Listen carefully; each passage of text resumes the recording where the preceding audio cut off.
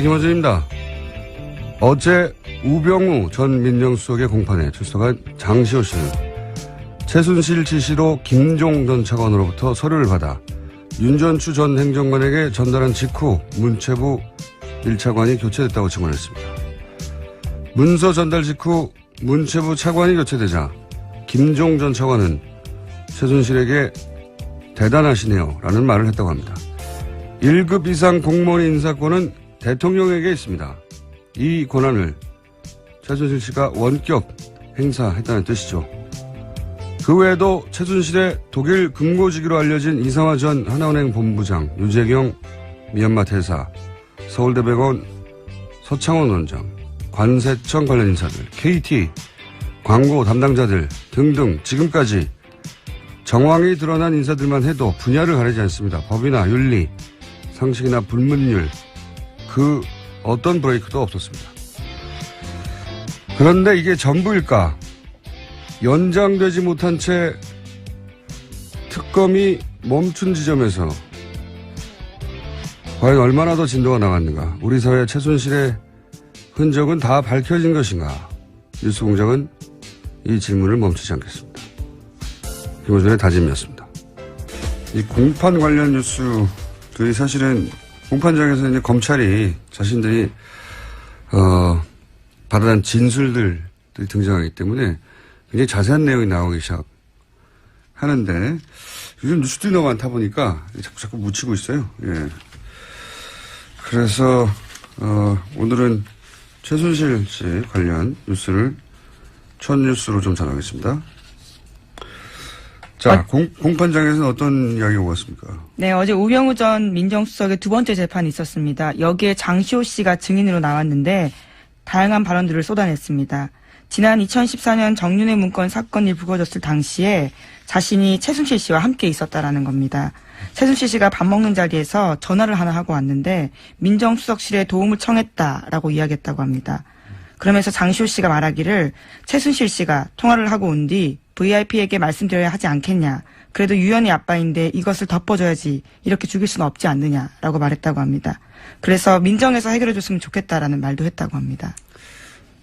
이 공판장에는 이제 우병우 전 수석이 피고인 수석이 있었죠. 예. 근데 여기에 대해서 우병우 전 민정수석은 한마디로 말해서 날 아느냐, 날 본 적 있느냐. 장시호 씨는 본 적이 없는 거죠. 네, 쏘아 붙이면서 째려보기도 했다고 합니다. 예. 원래 이제 재판장에서 판사가 물어보기도 하거든요. 예. 직접 물어볼 말이 있느냐고. 그렇게 발언권을 줄 때 이렇게 물어볼 수가 있습니다. 근데 어제는 발언권을 주지 않았는데도 물어봤다고. 네, 끼어들어서 재판장의 제지를 받았다라고 예. 합니다. 직접 봤냐 이거죠. 예. 본인이 할 수 있는 가장 큰 공격인 거죠. 날 봤어? 나 알아? 이거 아니죠. 이거죠. 근데 어차피 직접 봤냐 안 봤냐는 그다지 중요하지 않아요. 예. 네, 또 물증도 나왔거든요, 어제요. 네. 재판에서 장시호 씨가 지난해 7월 달에 최순실 씨 가방에서 민정수석실 문건 발견하고 찍어준 사진 파일 나왔었습니다.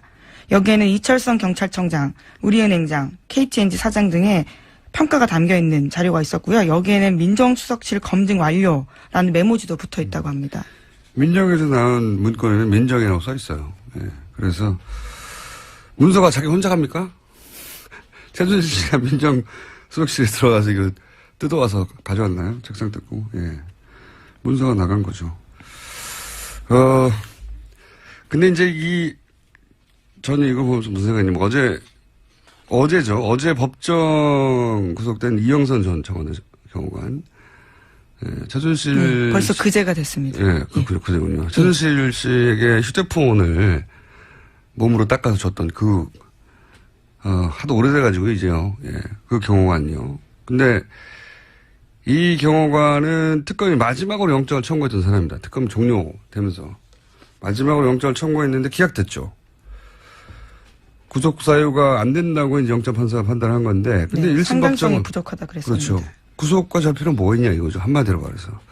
근데 1심 법정은 법정에서 바로 구속시켜버렸어요. 그러니까 그 구속 영장을 기각시킨 판사가 이후에 이제 우병우 전 민정수석, 우병우 민정수석 공판을 보다 생각이 난 건데 다시 또 기각을 시켰고 정유라 영장도 기각을 시켰죠. 근데 이분이 고영태 영장은 발부를 했어요. 예. 권순우 판사. 주준우 기자는 이제 이런 기각들에 대해서 합리적 의심이 대상이 된다라고 보고 있는 거고, 뭐 정반대로 의혹이 없다. 판사가 법적인 판단을 했을 뿐이다. 이런 시각도 있죠. 근데 또 이런 시각도 추가적으로 있을 수 있다는 생각을 저는 어제 했어요. 뭐냐면, 우리가 너무 빨리 안일해진 게 아닌가. 예. 최순실 관련 의혹들은 다 털었고 재판만 이제 하면 되는 그런 수준으로 좀 나이브해진 게 아닌가 이런 생각을 저는 했는데 어제 장시호 씨가 이렇게 말했잖아요. 서류를 주고 차관 인사가 나니까 김정돈 차관이 대단하십니다라고 이제 대단하다고 생각하겠죠. 문서 주는 즉시 최순실 씨가 차관이 바뀌었으니까요. 차관이 바뀌니까요. 1급 이상은 대통령만 할 수 있는 인사권한인데 최순실 찍으면 바뀌는 거 아닙니까? 그걸 눈앞에서 본 거죠. 대단합니다 하고 그리고 그 모습을 상상해보면 최순실 씨가 얼마나 흐뭇하고 뿌듯하게 웃었을까 그 앞에서 생각을 할 수 있는데 상상해볼 수 있죠. 그래서 저는 최순실 씨가 이런 일이 반복됐을 거 아닙니까? 일종의 권력 중독이지 않았을까. 누구든지 자기가 말하면 날릴 수 있고 혹은 임명할 수 있고 그런데 그로 인해서 책임을 아무것도 질 필요가 없어요. 얼마나 신나요. 동시에 그거 때문에 자기한테 인사청탁을 했거나 또 그걸 본 사람들이 다 고개를 저어야 될 거 아닙니까? 심각한 권력 중독이기 때문에 우리가 아는 만큼만 휘둘렀겠냐 이거죠. 네. 저는 훨씬 더 많은 일들이 있었을 것이다. 장시호 씨가 어제 이런 이야기도 해서 눈에 좀 띄었는데요. 이모가 항상 서로 개인 생활까지 다 알고 있어서 대통령이 나에게 약점을 잡혔다고 말했고 VIP가 나를 어려워한다 이런 주장을 했다고 합니다. 최순실 씨가 그렇게 생각하고 실제 권력도 휘두른 정황이 굉장히 많고 그런 정도의 권력 중독이었다면 저질렀던 일들 밝혀지지 않는 것들이 아직도 많을 것 같다. 그 과정에서 얻어낸 이권이나 그 이권으로 얻은 실질적인 이익이 또 해외로 빠져나간 그런 은닉 자산들 굉장히 많을 것 같다. 꼭 다시 찾아야 된다 이건. 다시 한번 다짐하겠습니다. 이런 식으로는 절대 성공할 수 없다는 사례를 꼭 남겨야지 되지 않겠나. 자, 그래서 저희가 이번 주 오늘부터 다시 은닉 재산 추적 프로그램을 시작합니다. 자, 다음 순요. 네, 어제 박근혜 전 대통령이 검찰에서 한 이야기도 잠깐 뉴스에 나왔었는데요. 최순실 씨와의 관계는 완전 소설이고 자기도 관련 뉴스 보고 놀라움의 연속이었다. 이런 이야기를 했다고 합니다. 게다가 정유현에 대해서는 이름 자체가 머릿속에 있지도 않다라고도 부인했다고 합니다. 박근혜 전 대통령이. 예. 네. 하지만 정유라 씨는 지난번에 들어와서 크리스마스 때도 통화했고 1월 1일에도 통화했었다고 밝힌 바가 있습니다. 누구지 모르고 통화했나 보죠. 이름 자체가 머리에 없다는 거 보니까. 모든 걸 다 부인하니까요. 자, 다음 순요. 네, 국민의당 관련된 소식입니다. 이유미 씨와 이준서 전 국민의당 최고위원이 대선 하루 전인 5월 8일 나눈 카카오톡 내용이 공개됐습니다. 카카오톡에서 이유미 씨는 사실대로 모든 걸 말하면 국민의당은 망하는 거라고 해서 아무 말도 못하겠다라고 이야기했고요. 이준서 전 최고위원은 사실대로라면 무엇을 말하는 것이냐고 물었습니다. 그러자 이유미 씨는 개인 간에 가볍게 나눈 대화다라면서 판슨스 스쿨 동료와의 이야기를 이런 식으로 평가했습니다. 저는 이제 어제도 말씀드렸지만 이 카톡은 고소고발 상태에서 증거가 될 수 있다는 걸 둘 다 인지한 상태의 대화다. 그러니까 그냥 그대로 보면 안 되고 그걸 염두에 두고 봐야 된다. 이제 이유미 씨는 나는 사실대로 말하자고 했다는 알리바이를 남기는 문자일 수도 있고요. 단순히 걱정이 아니라. 걱정이 있다 하더라도 동시에 알리바이를 남깁니다. 유준서 씨는 나는 아무것도 모른다는 알리바이를 남기기 위한 문자. 왜냐하면 이게 곧 공개될 수도 있다고 생각하면서 문자를 하는 거라는 거예요. 예, 당시 이미 고소고발이 되어 있던 상태였습니다. 그리고 실제 이 대화가 좀 말이 안 되는 부분이 있어요. 왜 그러냐면 이제 이유미 씨가 사실대로 모든 걸 말하면 국민의당은 망하는 거라고 하셔서 아무 말도 못 하겠어요. 이렇게 얘기했단 말이죠. 이 말은 그 이전에 여러 차례 사실대로 말해야 하는 거 아니냐. 그 사실이 무엇인지는 제쳐두고라도 그런 얘기를 주고받았다는 얘기죠, 서로. 그런데 여기서 이준서 씨의 대답은 마치 처음 듣는다는 듯이 무슨 말이냐고 대묻거든요. 대화가 어색해요. 그렇잖아요? 이 앞에 이미 모든 걸 말하면 망하는 거라고 하셔서 아무 말도 못하고 있다라고 자기 처지를 호소하고 있는데 이준석 씨의 거기에 대한 대답은 무엇을 말하는 거냐고. 이렇게 되묻는단 말이죠. 처음 듣는 듯이. 이 대사 자체가 이 카톡이 앞으로 공개될 수 있다는 걸 염두에 둔 대사라는 거죠. 처음 들은 얘기가 아닌 처음 듣는 것처럼 하잖아요. 예. 자, 앞뒤가 안 맞는 대사입니다. 서로. 관련해서 뉴스가 좀 많죠? 예. 네, 국민의당이 관련 폭로를 하기 4일 전인 5월 1일에 이준석 전 최고위원이 또 관련된 내용들을 박지원 당시 대표에게 보냈다고 합니다. 이 전 최고위원은 박 전 대표의 전화기 2대 중 한 대에다가 관련된 화면을 보냈고 통화까지 시도했는데요. 통화는 되지 않았고 재차 메시지를 보냈다라고 합니다. 하지만 박지원 전 대표는 이런 내용은 실제로 보고받지 못했다라고 당 진상조사단에 진술했다고 합니다.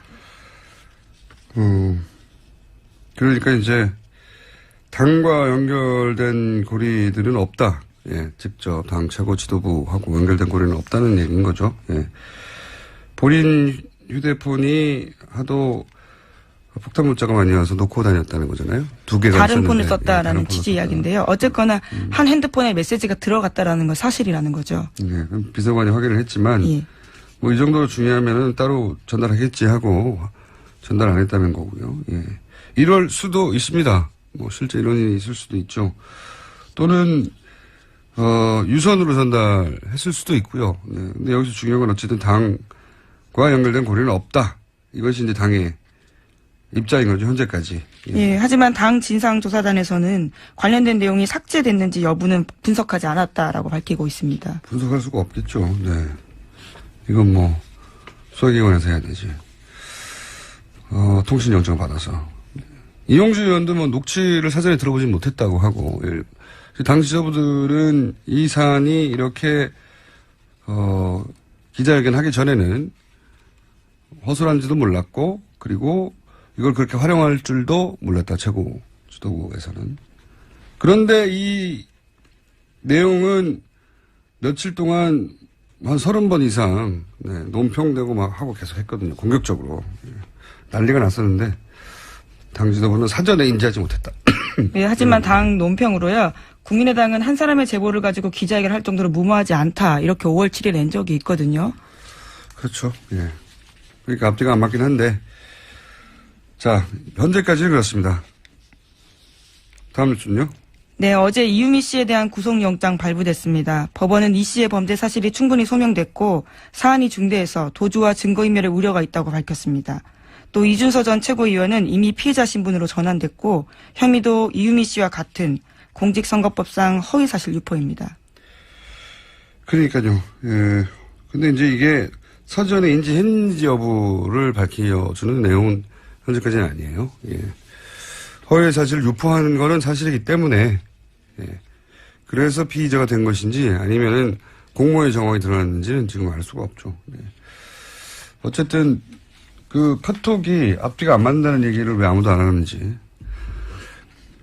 잘난 척을 한번 하면서 다시 다음 뉴스를 다뤄봅시다. 네, 이준석 전 최고위원과 이유미 씨가 지난 주말에 안철수 전 대표 쪽과 접촉하려 한 정황이 포착됐다고 합니다. 이준석 전 최고위원은 실제로 안 전 대표를 만났다라고 하는데요. 두 사람은 지난 23일에 카카오톡 나누면서 이러한 대화를 했습니다. 이유미 씨가 안 전 대표와 직접 연락이 닿지 않느냐라고 이준석 전 최고위원에게 물었고요. 당시는 검찰 소환을 앞두고 당 안팎으로 이유미 씨가 구명을 할 때였습니다. 그리고 그 다음날 이준석 전 최고위원이 안철수 전 대표를 만났습니다. 그 자리에서 이 전 최고위원은 이유미 씨의 요청으로 안 전 대표를 5분간 독대했지만 고소고발 치아 문제만 이야기했다고 밝혔습니다. 독대에서 무슨 말을 했는지는 뭐 지금 본인들이 말하는 정도밖에 파악할 수가 없죠. 네, 고소고발권 취해야된다고. 여기서 제가 주목하는 대목은 이거예요. 안철수 전 대표와 연락하기 위해서 이준석 전 최고위원이 물어본 사람은 이유미 씨라는 겁니다. 네. 이 대목을 짚자는데 당내에 많은 사람들이 있잖아요. 본인 최고위원이잖아요.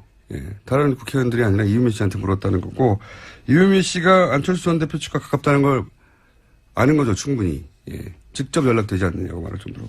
그렇게 생각할 수밖에 없는 게 유미 씨의 이제 과거 이야기를 계속했지만 좀 더 구체적으로 얘기하면 청춘 콘서트 때 실무자였어요. 청춘 콘서트 관련해서 전화를 해서 뭔가를 어레인지하려면 이유민 씨가 받았습니다. 당시에 청춘 콘서트 측에 연락했던 적이 있는 분들은 전화번호를 확인해 보세요. 이유민 씨 전화번호가 있습니다. 자, 가까웠다는 거죠. 자, 다음 뉴스는요. 네, 문재인 대통령은 어제 기내 간담회 가졌습니다. 거기서 2단계 북핵 해법을 다시 한번 강조했는데요. 핵 동결은 대화의 입구고 그 다음에 그 대화의 출구는 완전한 핵폐기다라고 밝혔습니다. 문 대통령은 북핵 동결 단계에서 검증이 확실히 되지 않으면 다음 단계로 넘어갈 수 없다고 강조했습니다. 네, 언론에서 2단계 북핵 해법이라고 하는데 당연한 거 아닙니까? 그래서 저는 여기에 이렇게 거창한 이름을 붙일 것까지는 없다. 대화를 하고 나중에는 핵폐기까지 가겠다는 거니까 뉴스가 아니라고 봅니다. 네, 다음 뉴스는요. 네, 그리고 또 기자간담회에서 한 이야기들이 또 화제가 된 게 있는데요. 연차 휴가 계획 밝혔습니다. 휴가를 언제 간다라는 계획을 세울 수는 없는데 그러나 저는 휴가를 다 사용할 계획입니다라고 이야기했는데요. 대통령의 연차 휴가는 21일입니다. 현재 하루 썼기 때문에 20일 남아 있습니다. 네, 별개의 뉴스가 되네요. 네. 자, 연차휴가를 다 사용할 계획입니다. 뉴스였고요. 다음 뉴스는요. 네, 문재인 대통령의 첫 방미 일정으로 나선 장진호 전투 기념비 방문이 미국 해병대와 한국전 참전 용사들로부터 뜨거운 반응을 얻고 있습니다. 미 해병대가 페이스북을 통해서 생중계한 문 대통령의 방미 영상에 댓글이 2,300개가 넘게 달렸습니다. 이건 저도 페이스북에 들어봤는데 제가 이제 인문학 전공이라고 몇 차례 상징을 잘 다룬다고 했는데 굉장히 상징적인 장소거든요. 뭐 유명한 곳도 아니에요. 예. 근데 이제 미군 해병대 입장에서는 해병대 역사에 가장 많은 인원이 한 전투에서 사망했고 그리고 나서는 가장 많은 인원을 또 피난민들을 구출한 작전에 이어지기도 하니까 상징적인 장소예요. 근데 미국이 좋아하는 코드들이 다 있잖아요. 이런 거 참 잘 다뤄요. 그러니까 크게 패전하고 긴박하게 퇴각하다가 엄청난 피난민들을 구출하고 근데 그 피난민의 자손이 성장해서 대통령이 되고 미국에 돌아와서 자신의 부모를 구한 해병대 그 작전을 기리는 기념비 앞에 쓰고 뭐 이런 연설하고 이거 헐리우드 영화가 잘 써먹는 스토리 라인 아닙니까? 미국인들이 굉장히 좋아하는 스토리 라인 코드들이 실사판으로 나온 건데 하여튼 누군지 모르겠는데 청와대에서 아주 선수가 있어요. 제가 보기에는. 예. 잘 다룹니다. 이런 건. 그래서 실제 화제가 됐어요. 보니까. 그 화제라는 이야기를 듣고 찾아가 봤더니 페이스북이 미 해병대 페이스북을 누가 보겠습니까? 미 해병대로 보는 거예요. 그냥. 근데 어제는 북적북적 난리가 났더군요. 자. 네, 조회수도 굉장히 많고요. 대부분 미국인들이 그걸 남겼어요. 네, 영어로 댓글이 달려 있습니다. 영어로 남겼다고 다 미국인은 아니죠. 우리도 영어 한자 이름도 영어 이름이더라고요. 저 들어가서 봤는데요. 엄청 많이 달리건 맞습니다. 자, 다음 뉴스는요. 네, 문재인 대통령은 미 상원과 하원 지도부를 잇따라 만나서 한미동맹의 중요성을 설명했습니다. 또 사드 문제에 대해서도 이야기를 했는데요. 전 정부의 합의라고 해서 결코 가볍게 여기지 않겠다고 여러 차례 공언해 왔다고 이야기했습니다. 그러나 문재인 대통령은 한국이 미국과 같은 민주주의 국가이기 때문에 민주적 절차적 정당성은 꼭 필요하다라고 강조했는데요. 또 괌기지 사드 배치 시 환경 영향 평가 실시했던 것도 언급했다고 합니다. 뭐 이런 기본적인 논리를 세우고 간 거죠. 예. 사실 여기다가 할 말은 없잖아요. 예. 한국도 미국처럼 민주국가여서 절차가 필요하다는데 뭐라고 합니까? 예. 기본 입장은 당연한 거라고 저는 봅니다. 자, 다음 뉴스는요. 이명박 전 대통령이 어제 박근혜 전 대통령이 잘했으면 참 좋았을 텐데 박 전 대통령 때문에 보수가 큰일 났다. 다 없어져 버렸다라고 말했다고 합니다. 요거는 좀 번역을 해야 돼요. 보수가 큰일 났다가 아니라 본인이 큰일 났다고. 본인이 큰일 났다라고 생각하는 것 같다. 네. 네, 어제 바른정당 이해운 대표 예방했을 때 이런 취지의 이야기를 했다고 하는데요. 네. 이 전 대통령은 이명박 정부 내각 인사들을 두고 세무조사가 진행되고 권력기관을 동원한 조사가 진행돼서 너무나 미안했다. 그렇게 털어도 문제되는 사람이 없지 않느냐라고 박근혜 정부 당시에 이야기를 또 했다고 합니다. 자, 뭐 다른 거는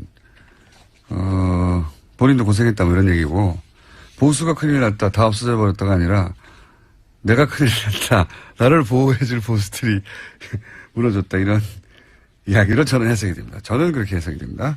자, 뉴스 한두 개 정도 짚고 넘어갈 수 있습니다. 네, 자유한국당 전당대회 당대표 선거 계속 치러지고 있습니다. 28일에는 TV조선이 주최한 방송 토론회에 있었는데요. 거기서도 원유철 후보와 홍준표 후보가 말을 주고받았습니다. 홍 후보가 원 후보를 향해서 옴두꺼비 같은 행동한다라고 이야기를 했는데요. 원 후보가 타인 의견 존중하지 않고 막말하고 비아냥거리면 보수정치 괴멸시킨다라고 이야기하자 그에 대해서 맞받은 겁니다. 네. 두 분이 이런 공방을 많이 하네요. 예.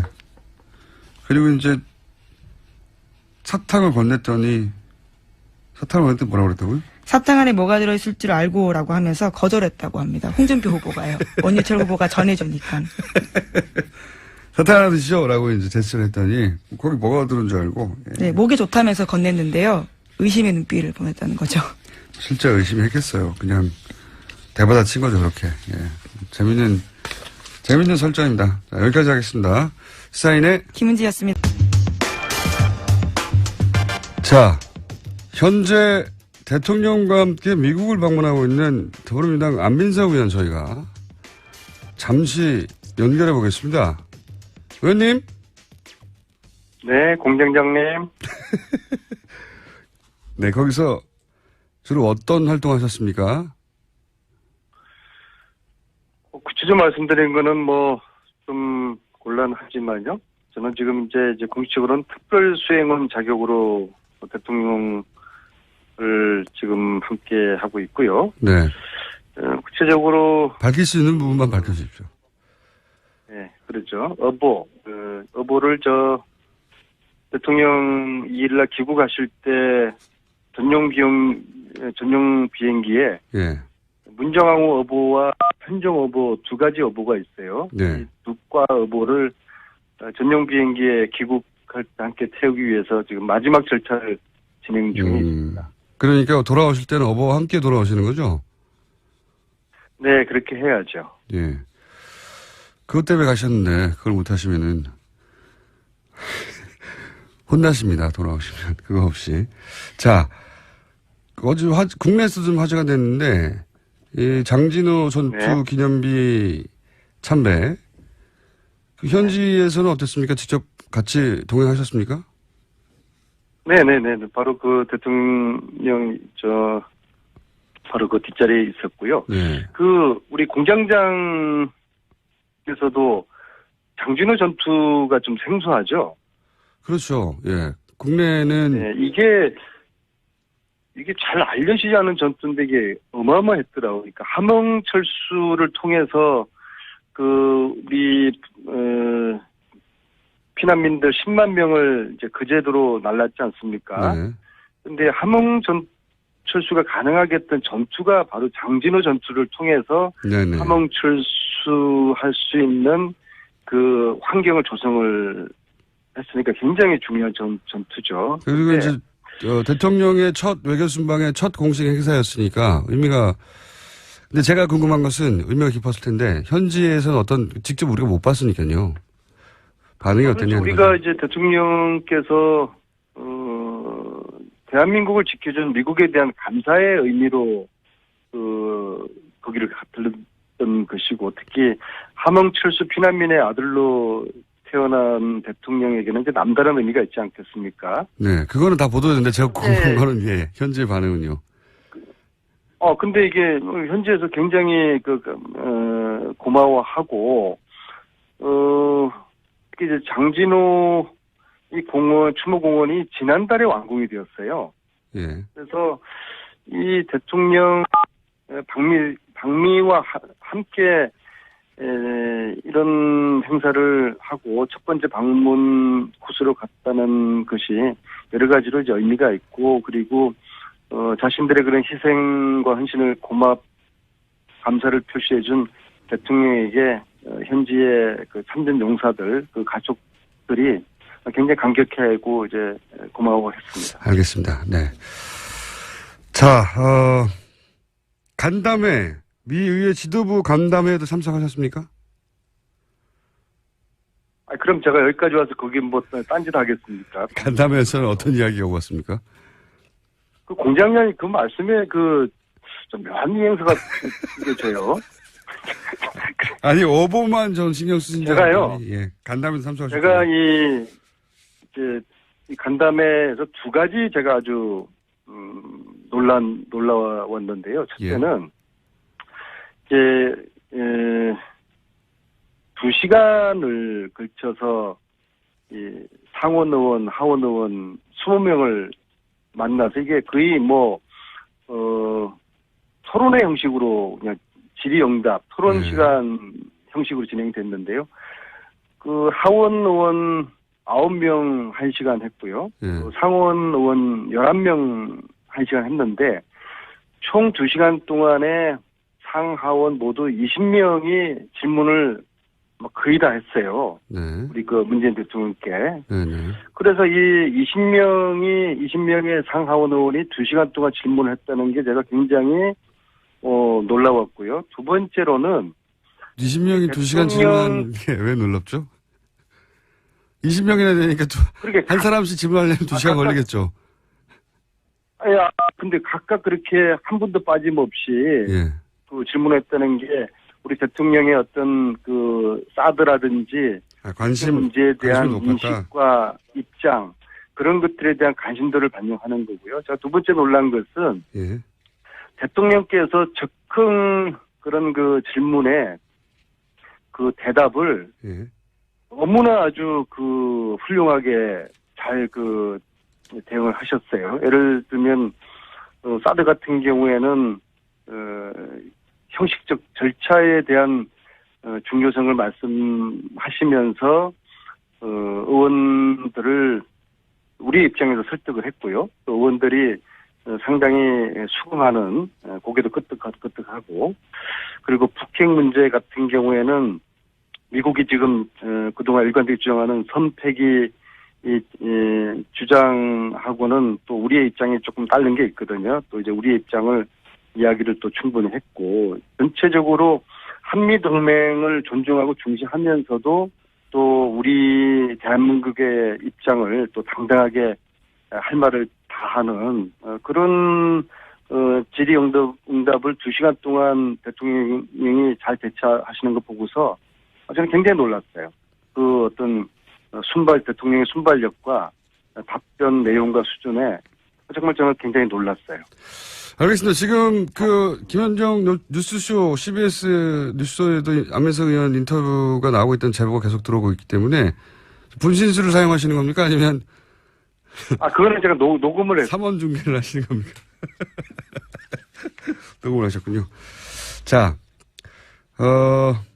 여러 가지 이야기 하고 싶으시면 제대로 못할 얘기가 많다고 하셔가지고 오늘은 간단하게 여기까지만 듣고요. 혹시 꼭 해야 되는 얘기 있으십니까? 지금 당장?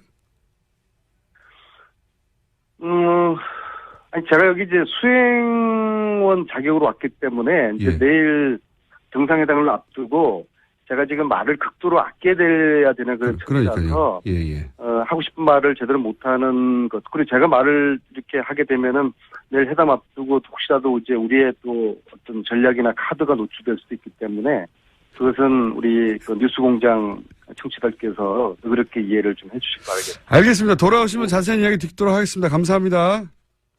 네, 수고하세요. 네, 더불어민주당 안민석 의원이었습니다.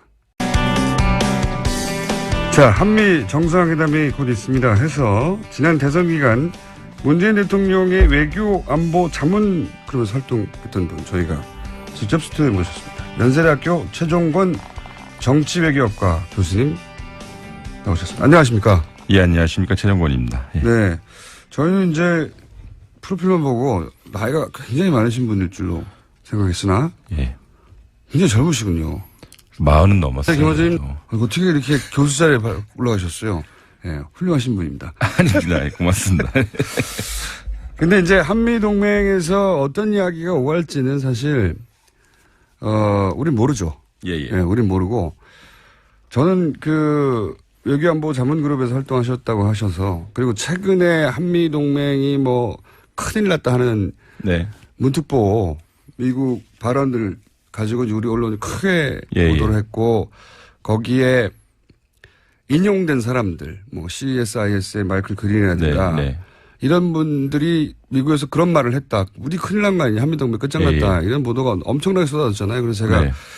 저 혼자 이제 얕은 지식으로 그렇게 거론된 전문가들이 예를 들면 마이클 그린은 대단히 일본 편향이다. 일본의 관점을 대변한 발언들인데 네. 그걸 가지고 우리가 이렇게 난리치는 거는 너무 오버하는 네. 거고 모르면 바보고 알고 그러면 나쁜 거다. 네, 이런 예. 맥락으로 짧게 브리핑을 해왔는데 이제 전문가를 직접 모시고 우리가 이제 미국에서 돌려오는 소식들을 어떻게 걸러서 들어야 되는지 네네. 그 얘기를 좀 해보고 싶습니다. 예, 예. 뭐 지금도 계속해서 미국에서 누가 한마디만 하면 이게 이제 코미디를 따서 우리는 그 사람이 누군지 잘 모르니까. 그쵸. 예. 마치 한국에 대해서 너무나 잘 아는 어떤 예. 사람이 한국의 정책을 이 사람 말대로 결정할 것만 같은 사람이 네. 이런 말을 했다고 네. 한두 줄 보도하면서 막 난리가 나거든요. 네네. 자, 전문가로서 그게 그럴 일이 아니다라는 거를 좀 설명해 주십시오. 예, 예.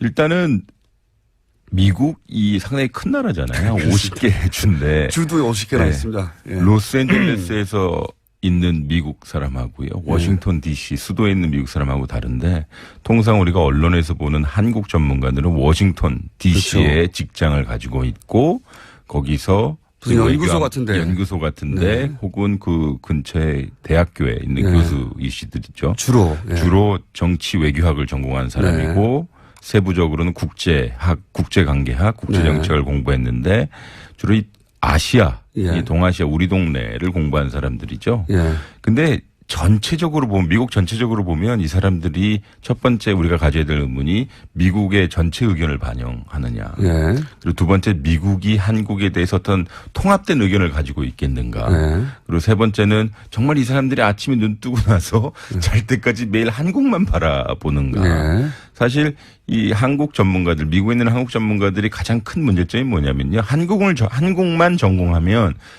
직장을 못 잡아요. 그러니까 일본도 끼게 되고 예, 중국을 중국도, 끼게 예. 되고 혹은 중국에 뭐 부상하니까 한국이 어떻게 외교 정책을 해야 되냐라고 이렇게 여러 가지를 하거든요. 예. 근데 뭐 이 사람들 상당히 학문적으로 훌륭한 분들도 계시죠. 근데 늘 나온다는 것에 문제가 있어요. 그러니까 늘 언론에 나오고 예. 언론에 나오니까 늘 자극적인 언사를 할 수밖에 없어요. 예. 그러니까 그러니까 한반도에서 어떤 상황이 발생한다면 즉 북한이 미사일을 쐈다 예. 혹은 북한이 도발을 했다 혹은 한미 간에 여러 이견이 생겼다라고 하면 좀 주로 극단적인 발언을 많이 해요. 그래야 계속 코멘트가 따지니까. 이를테면 북한이 미사일 쐈다 그러면 우리가 가장 필요한 정보는 어떠한 의도를 가지고 쐈겠는가. 예. 그리고 왜 지금 쐈겠는가라고 하는 것이 중요한데 이거는 일종의 유추거든요. 그렇죠. 우리 서울에 있는 전문가들도 무슨 고급 정보를 받아서가 아니라 예. 북한이 쐈다? 그러면 우리가 이거 아니겠어? 이거 아니겠어? 유추를 하는데 예. 우리가 그렇게 얘기하면 또 우리나라에서도 진보적인 분이 계시고 보수적인 분이 계시는데 당연히. 이분들이 주로 보수적인 분들의 의견을 주로 들어요.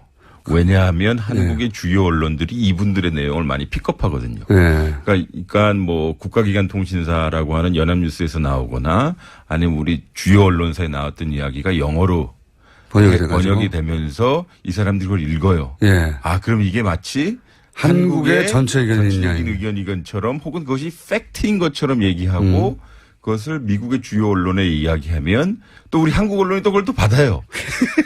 그럼 이게 미국의 의견이 되는 것뿐만 예. 아니라 팩트가 될 가능성이 많아요. 그러니까 쿠션 맞고 돌아오는 한국의 또 의견인데. 우리나라도 제 의견이 예를 들어서 전문가로서의 제 의견이 대한민국 정부의 그 정책은 아니잖아요. 그렇죠. 근데 우리는 그거를 보고 미국의 자세가 혹은 의견이 한국에 대해서 상당히 우려하고 있다.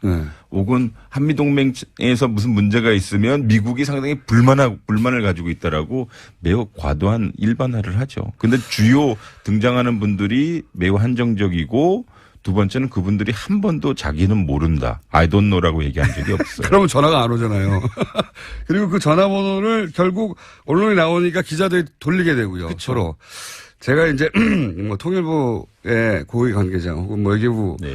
이런 분들의 얘기를 들어보면 이런 일을 오래 하신 분들 얘기를 들어보면 그런 얘기를 하시더라고요. 자기들도 처음에는 그 미국의 전문가들이 열심히 공부해가지고 우리가 모르는 정보를 미 국무부나 혹은 네. 뭐 정보기관으로부터 받아가지고 그런 네. 얘기를 하는 줄 알았더니 자기가 고위직에 오르고 났더니 알고 봤더니 자기한테 물어보고 그걸 자기 의견 영향해서 돌아와가지고 다시 되돌아오더라. 별거 아니더라.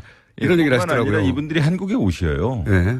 그러니까 좋은 비행기에 좋은 좌석을 타고 오셔요. 네. 좋은 호텔에 있고 그러면서 이제 소위 여기에 있는 정책 전문가 그리고 정부에 있는 분들을 만나요. 네. 그걸 잘 정리를 해요. 네. 그런데 주로 정책 전문가 자신들의 친구들을 만나는 거거든요. 네. 늘 일을 같이 했던 동료들을 네. 만나는 거예요. 보수 정치, 보수 성향이면 보수 성향이 또. 그러면 심리적으로 어떤 관계자들은. 현상이 발생하냐면 일단 그룹 띵크가 생각이 나요.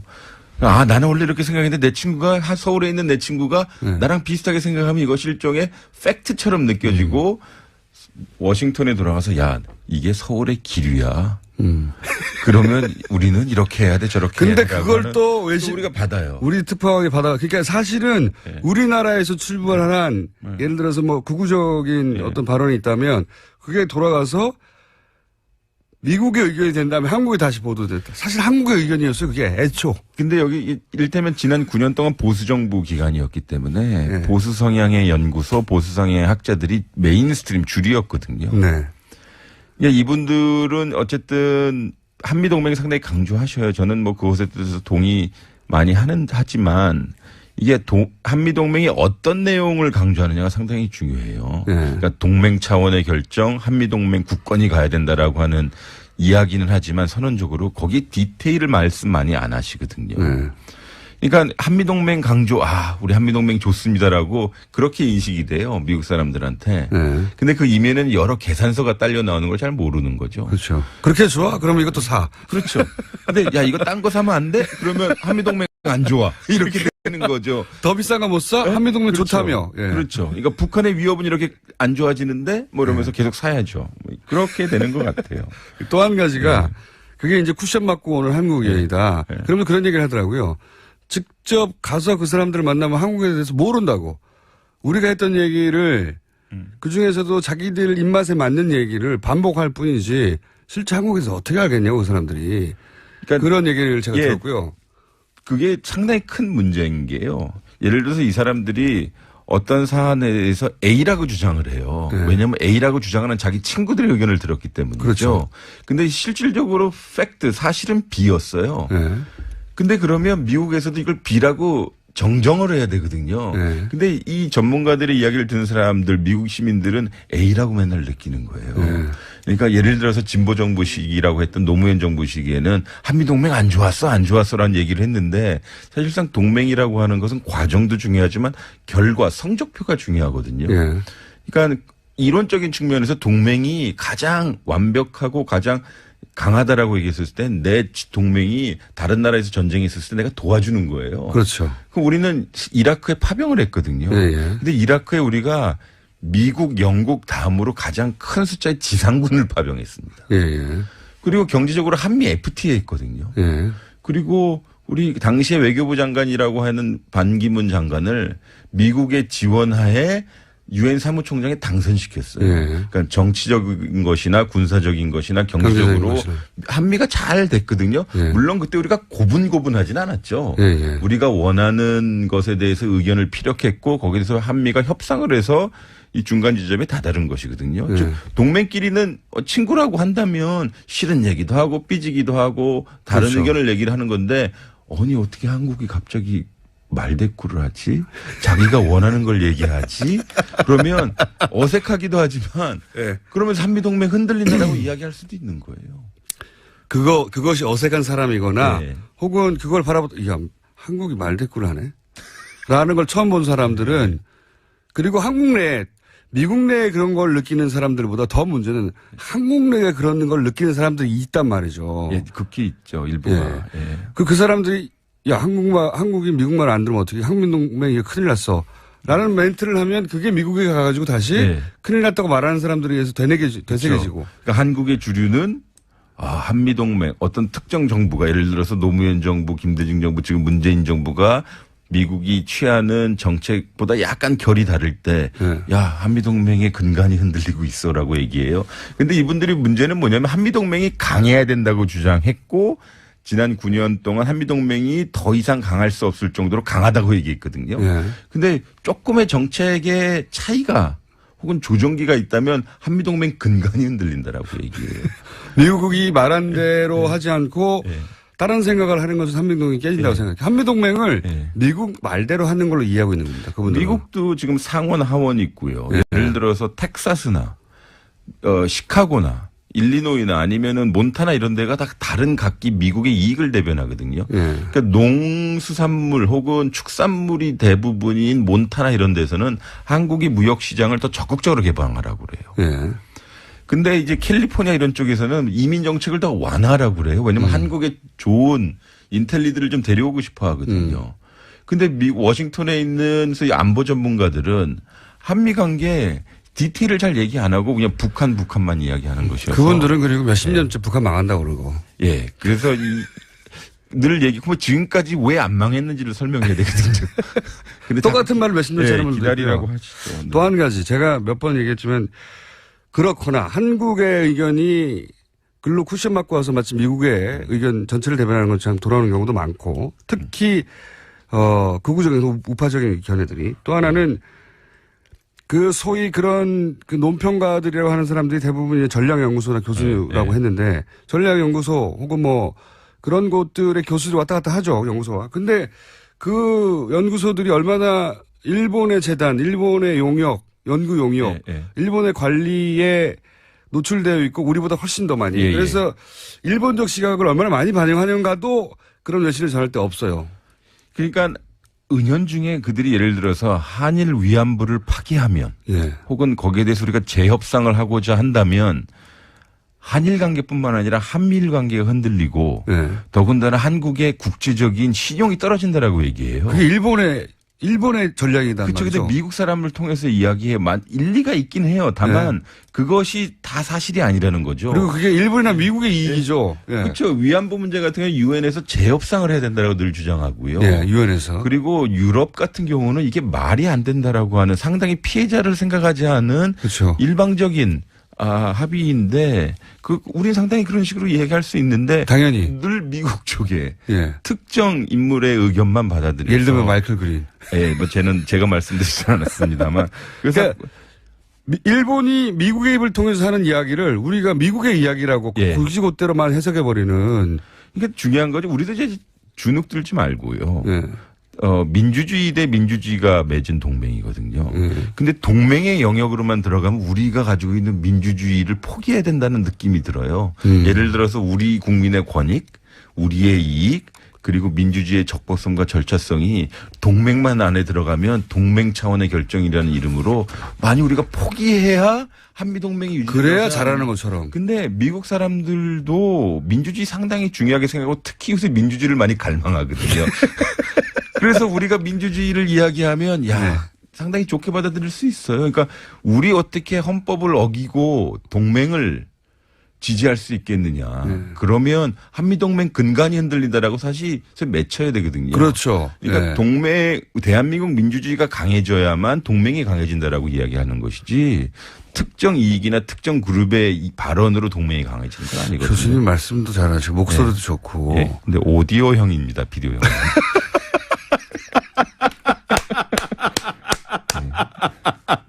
고맙습니다. 동의! 풍채도 좋으시고, 풍채가 저랑 비슷하다고 생각하시면 되고요. 머리 크기도 비슷하시고. 어깨가 좋습니다. 어깨가 좋습니다. 앞으로, 한미 간에 사드 관련해서 그렇고, 여러 가지 이야기들이 나올 테니까 교수님 좀 자주 좀 나와주십시오. 알겠습니다. 저희 고정 이야기입니다, 거의. 근처에 살아요. 오늘 여기까지 하겠습니다. 지금까지 연세대 최종권 정치외학학교 교수였습니다. 야심차게 새로 준비한 코너입니다. 쇼미더머니, 내게 돈을 보여줘. 자, 이 코너는 말이죠. 최순실 일가의 은닉 재산이 있을 수 있다. 있을 것이다. 있는 게 거의 틀림없다고 추정된다라는 전제를 갖고 이 재산을 저희가 지속적으로 찾아가는 시간입니다. 이 쇼미더머니 코너에 앞으로 계속 메인 게스트로 나오실 분을 소개해드리겠습니다. 안원구 전 대구지방국세청장님 나오셨습니다. 안녕하십니까? 예, 안녕하세요. 각오를 좀 말씀해 주십시오. 각오. 앞으로 이 코너를 어떻게 운영해 가실 생각이신지, 무엇을 어떻게 하실 생각이신지. 제일 중요한 거는 우리 국민들의 관심이죠. 이 국민들이 도와주셔야만 이 코너가 성공할 수도 있습니다. 그거는 각오가 아니고 당부 이런 거 아닙니까? 본인의 각오. 예. 지금 한 7개월째 하고 있는데요. 저희들이 이미 이 재산을 완전히 모조리 다 찾을 때까지 예. 하여튼 최선을 다해서 모조리다. 모조리 다 하겠습니다. 더 이상 없는 것 같다라고 하는 순간까지. 그렇습니다. 네. 모조리 다 찾겠다는 각오. 이게 이제 그런데 워낙 힘드니까 그죠?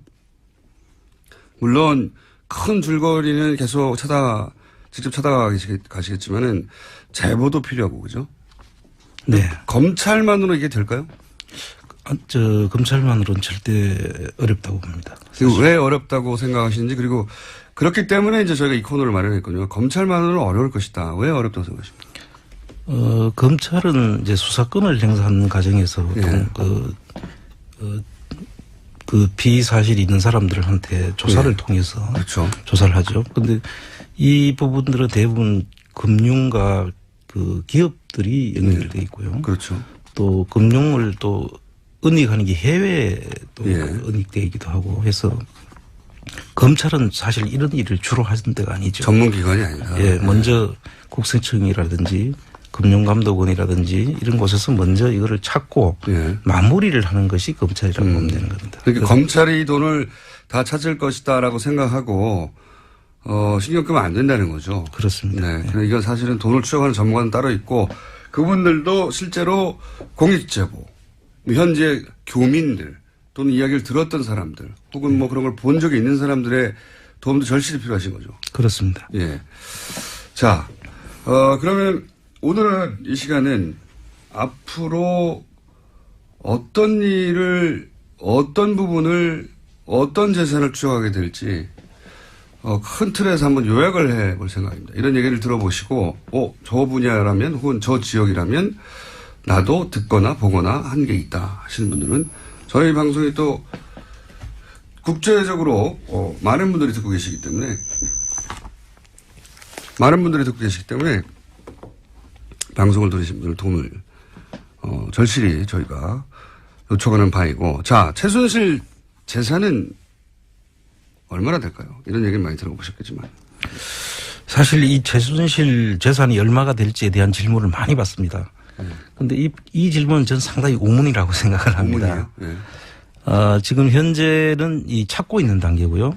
그리고 부동산이라든지 또 금융 형태로 펀드나 기업의 지분 형태로 들어가 있는 경우에는 이 전체적인 평가가 필요하지 않습니까? 그래서 이 평가를 하지 않고 사실 이거 평가가 다 돼 가지고 얼마가 된다고 우리가 확정을 할 수 있으면 이 조사가 더 이상 필요가 없는 상태가 되겠죠. 그런데 대부분 이 부분을 많이 묻는데 이거는 다 확정이 되고 난 뒤에라야 저희들이 말씀드릴 수가 있겠습니다. 모른다라고 하시고 혹시 박근혜 최순실 일가 관련해요. 물론 뭐 합법적이고 정상적인 재산도 당연히 있겠습니다만 우리가 생각하는 이제 불법적으로 축제된 부분 그런 거를 이렇게 조사하시면서 어떤 특징 같은 걸 발견하신 게 있습니까?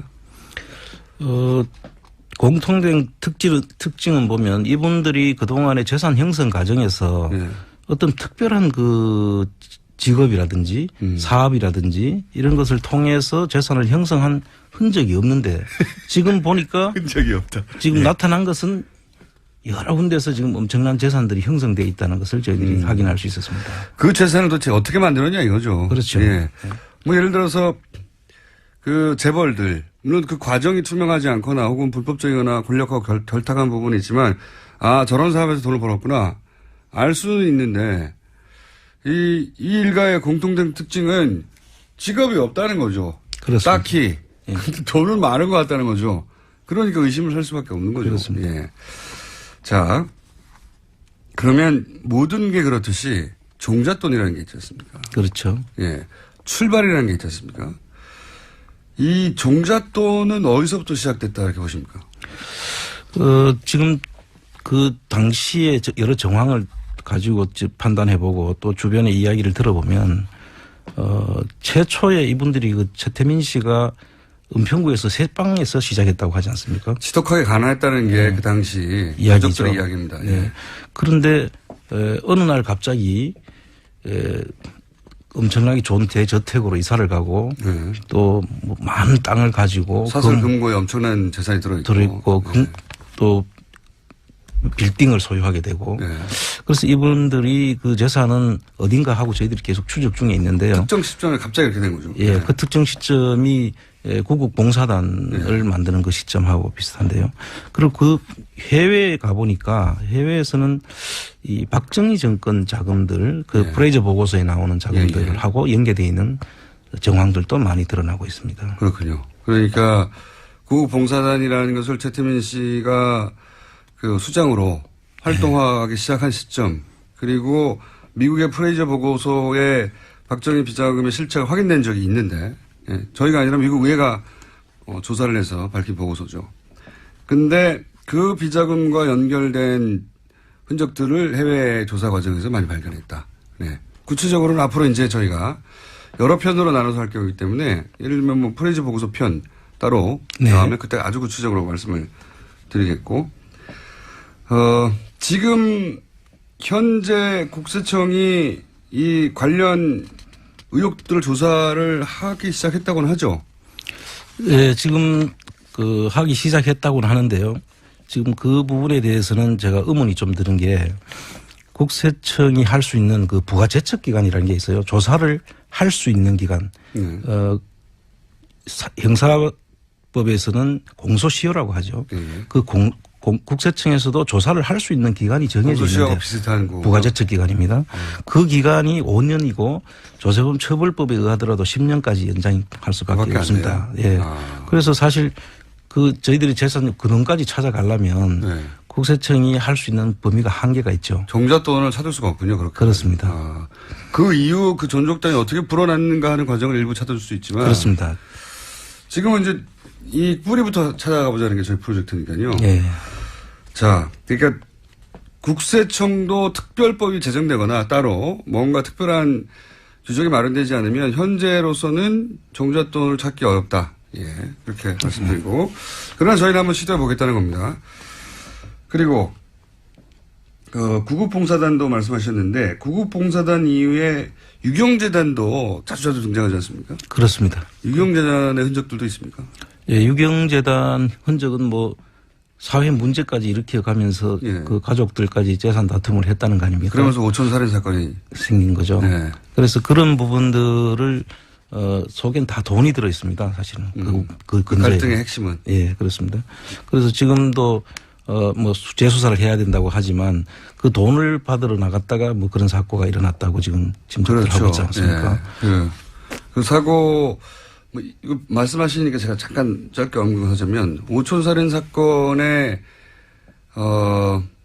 공식적인 발표로는 두 사촌 간의 돈 문제로 이제 그런 일이 벌어졌다는 것이고 제가 뭐 주진우 기자가 오랫동안 취재한 바로는 그게 아니라 어떤 돈을 받으려고 하는 어떤 돈을 받으려고 했던 약속된 과정에서 그 끝에 이런 살인 사건이 일어났다고 저희는 알고 있습니다. 네, 저도 그렇게 듣고 있습니다. 예, 뭐 이건 또 다른 주제니까 엄청나게 큰 주제니까 다른 코너에서 다뤄보기로 하고 그런 말씀을 하신 거죠. 네, 그렇습니다. 결국 돈 때문에 벌어진 일이다.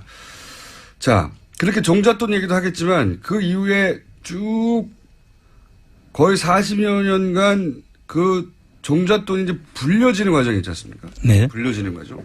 여기서 이제 해외에 각종 페이퍼 컴퍼니들이 등장하고 뭐 독일이 등장하고 하지 않습니까? 그렇습니다. 요것도 앞으로 다룰 텐데 특히 이 부분은 국내에서 거의 언급이 안 되다가 사실상 안홍구 총장님이 독일을 가서 실제 말로만 듣다가 네. 실제 그 현장도 찾아가 보고 네.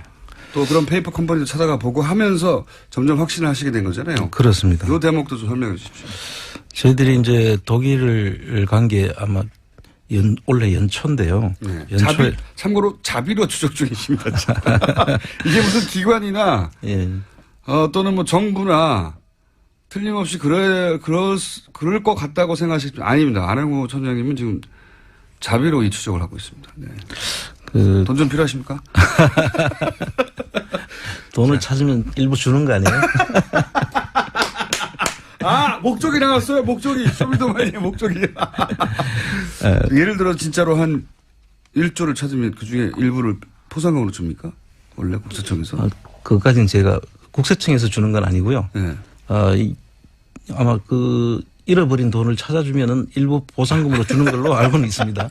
네. 돈 주고 그랬을 때 주인이 감사. 예. 아무 근거 없는 얘기였습니다. 보상금은. 자.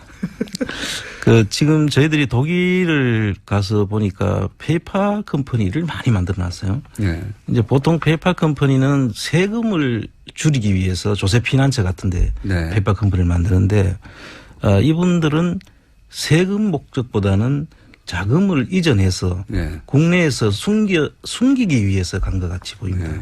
그런 페이퍼 컴퍼니가 한 독일에 한 400개에서 500개 정도. 저희들이 찾은 것만 그렇습니다. 찾은 것만요? 그 뒤에는 엄청나게 더 있을 수도 있죠. 네. 지금 저희들이 한계가 있으니까 네. 저희들이 접근하는 방법은 상당히 우회적으로 접근을 하고 있으니까.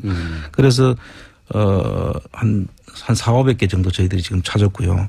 그다음 나머지 것들은 뭐 더 있을 걸로 보지만 국내 부분도 또 있습니다. 국내에도 이분들이 가지고 있는 회사의 형태를 보면 대부분의 그 실질적인 회사 운영 형태가 아닙니다. 대부분의 뭐 이름을 계속 바꾼다든지 하면서 그 자금을 은닉하는 데 중점을 둔 그런 형태의 기업들이 저희들이 파악한 게 한 50개에서 국내에 50개요? 예, 한 정도 이름이 있습니다. 그런데 그 이름들은 일부는 이름들이 계속 바뀌기 때문에 네.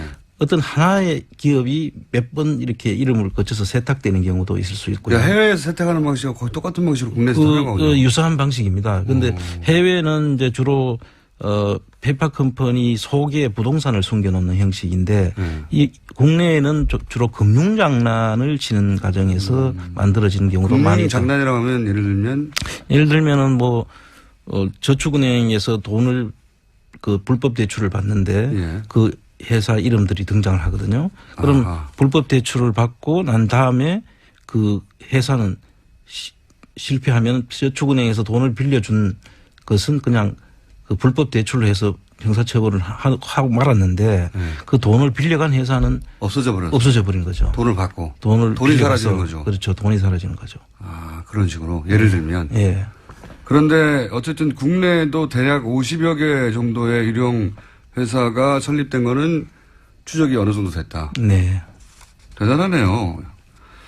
그리고 또 뭐 네덜란드 아주 작은 회사가 최순실 일가의 옷 회사에 2천억 투자하고 이 얘기를 한번 했었습니다. 그렇습니다. 예. 다른 나라도 있다면서요? 뭐 이집트에 어쩌고 하는. 예, 이제 이 페이퍼 컴퍼니를 만들어주는 회사가 있습니다. 그 만드는 걸 중개하는 은행이 있고 네. 또 업자들이네요. 예를 들면 뭐 아주 큰 은행입니다. 예를 들어 UBS 같은 네. 스위스 뭐 유니온뱅크 같은 경우입니다. 굉장히 큰 은행이죠. 예, 그런 은행에서 자금을 숨기려고 가면 이러이러한 과정을 거쳐서 페이퍼 컴퍼니를 만들어 오라고 하는데 그거 어디서 잘 만든다. 그런 거죠. 예를 들면 브로커들이 있군요. 예, 파나마에 있는 그 모색 폰세카라는 그런 그 회사는 법률 회사예요. 그런데 그게 전문적으로 이런 페이퍼 컴퍼니를 만들어주는 회사입니다. 브로커 회사군요. 예. 그게 이번에 밝혀진 거죠. 뉴스타파에서 ICIJ에서 탐사 보도에 나오는데 그 내용들이 일부 밝혀진 겁니다. 그렇군요. 그러니까 그런 페이퍼 회사를 파나마의 전문 브로커를 통해서 만든 다음에 네. 그런 다음에 그 페이퍼 컴퍼니를 통해서 어쨌든 자금을 은닉하는 방식으로. 그렇습니다. 그래서 그거를 이집트 얘기는 뭡니까? 그 이집트는 이제 그러한 그 모색 폰세카는 아닌데 그 유럽에도 그런 회사들이 좀 있습니다. 그 독일에도 있고요. 네. 그 중에서 어디든 업자가 있군요. 예, 다 있습니다. 그래서 그 회사에서 최순실 일가의 그 페이퍼 컴퍼니를 만들어준 사람이 있는데 그 사람하고 연계된 사람이 또 독일의 이태리에 있는 회사께 다시 독일에다 또 독일 지점을 만드는데 그 사람이 관여를 합니다. 그래서 그 관여한 사람을 내용을 보니까 그 이태리에서 돈이 들어와서 700억 정도를 그 이집트에다가 후라이팬 공장을 만든다고 하면서 후라이팬 공장. 이제 투자를 하고 그때 당시에 이집트에서는 그 산업통상부 장관격인 분이 나와서 그 기자회견에 참여도 하고 그러죠. 크게 그림을 예, 그렸네요. 그런데 그 실제로 이집트의 공장이 만든 데는 한 뭐 50억에서 한 5억에서 한 30억 정도 수준이면 충분히 만들 수 있는 금액인데 한 700억이 그쪽으로 투자되는 걸로 그렇게 하면서 제3국을 이용한 자금 세탁 그런 구조가 있을 수 있습니다. 전문가의 영역이군요. 그러니까 5억 10억이면 될 일을 700억을 넣었다고 하고 나머지 그러면 690억 정도는 어디론가. 그렇습니다. 네. 훌륭하네요. 네. 그리고 또 그런 얘기도 잠깐 하신 적이 있어요. 뭐 아예 은행이 뭐 예를 들어 과거 동국권 같은데 네. 은행이 설립된 다음에 그 은행에서 뭔 일을 한 것 같은데 그 은행이 나중에 사라지고 뭐 이런 거. 그 이제 프레이저 보고서가 76년도에 작성이 된 보고서지 않습니까? 네. 1976년도인데 그 이후에 그럼 자금이 어디로 흘러갔을까를 네, 저희들이 네. 이제 추적을 하고 있는 중인데요. 그때 스위스 대표부가 예. 외환은행 프랑크푸르트 지점이 스위스 대표부를 네, 네, 만들죠. 네. 그런데 그 프랑크푸르트 지점장이었던 분이 박근혜 씨의 그 이종 사촌 오빠 네네네. 그분이 이제 거기서 이제 스위스 지점장을 하면서 스위스 대표부를 만드는 시점이 그 시점입니다. 없던 대표부를 만들죠. 그렇습니다. 네. 그래서 그 대표부를 만들고 난 뒤에 또 이분이 외환은행장까지 하시고 퇴임을 하는데 퇴임하실 때 없어집니다. 그 대표부가. 본인만 했다는 얘기죠. 네. 그렇게 봐야 되겠죠. 네. 그래서 그 부분들이 2000년경인데요. 2000년경에 그게 없어지는 순간에 그럼 그 다음엔 또 어디로 갔을까? 네. 이제 저희들이 지금 이거는 어디까지나 추정하는 거죠. 예. 네. 그래서 그 부분을 추정하는데 국내 한 대기업의 회사가 헝가리 쪽에 은행을 사는 겁니다. 그 당시에. 은행을 샀다. 그런데 또 그게 2013년경 그 박근혜 정부가 들어서는 시점이죠. 그 시점에 또 그 헝가리의 그 로컬 기업에 팔리는 게 됩니다. 그래서 이런 부분에 대해서 저희들이 공교롭게도 겹쳐지는 부분에 대해서 물론 이것만 가지고 이런 생각을 하는 건 아니고 디테일이 있습니다. 네. 디테일이 있는데 이제 오늘은 큰 틀에서 사례만 말씀하는 거니까 그렇게 은행을 설립했다가 이 자금을 세탁하거나 하는 그런 방식도 쓰인 게 아닌가 하는 추정이 있다는 거고요. 예를 들어서 아까 말씀하신 페이퍼 컴퍼니 또는 은닉 재산에 관련된 정보들은 기본적으로 자비로 하시고 조사권이 없는데 그러면 여태까지는 이 내용들을 어떻게 파악해 오신 겁니까? 예, 지금 이 내용을 지금 저희들 파악하는 과정에서 이 가장 감사한 부분이 독일 교포 중에 몇 분이 생업을 포기하고 거의 여기에 미쳐가지고 저희들한테 계속 제보를 주고 계시는 분이 있고 저하고 계속 그 채널을 유지하면서 대화를 하고 있습니다.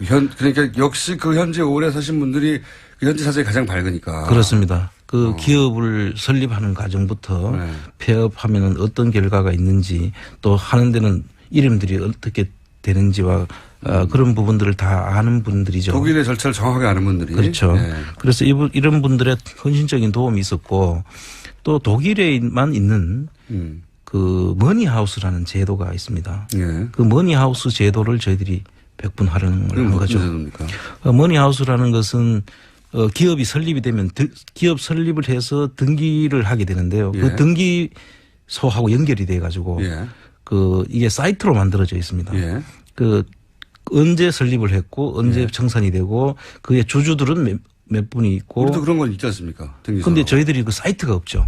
아, 그 정보를 공개한다, 아예? 네, 아예 공개를 해서 그 사이트에 들어가면 네. 그걸 확인할 수가 있도록 되어 있습니다. 아, 우리처럼 이게 끊어지면 그 추적이 안 되는 게 아니라 독일 사이트에서는 계속 지속적으로 업데이트하기 때문에 확인해서 따라갈 수가 있군요. 그렇습니다. 지금도 언제 생겼는지 언제 없어졌는지를 다 볼 수 있고. 좋은 제도군요. 예. 그래서 저희들도 이런 제도들은 우리나라도 한번 도입해 볼 필요가 있다. 그러면 기업이 이름을 바꾸거나 세탁을 하거나 주인이 바꾸거나 해도 독일에는 아주 쉽게 추적이 가능하다. 예, 추적이 가능합니다.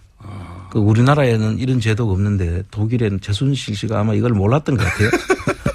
몰랐거나 인터넷이 나오기 전에 시작한 수법이어서. 그렇죠. 네, 인터넷이 나오고 난 다음에 그게 아주 쉬워지면서 이게 이제 꼬리가 잡히기 시작하는 거 아닙니까? 그렇습니다.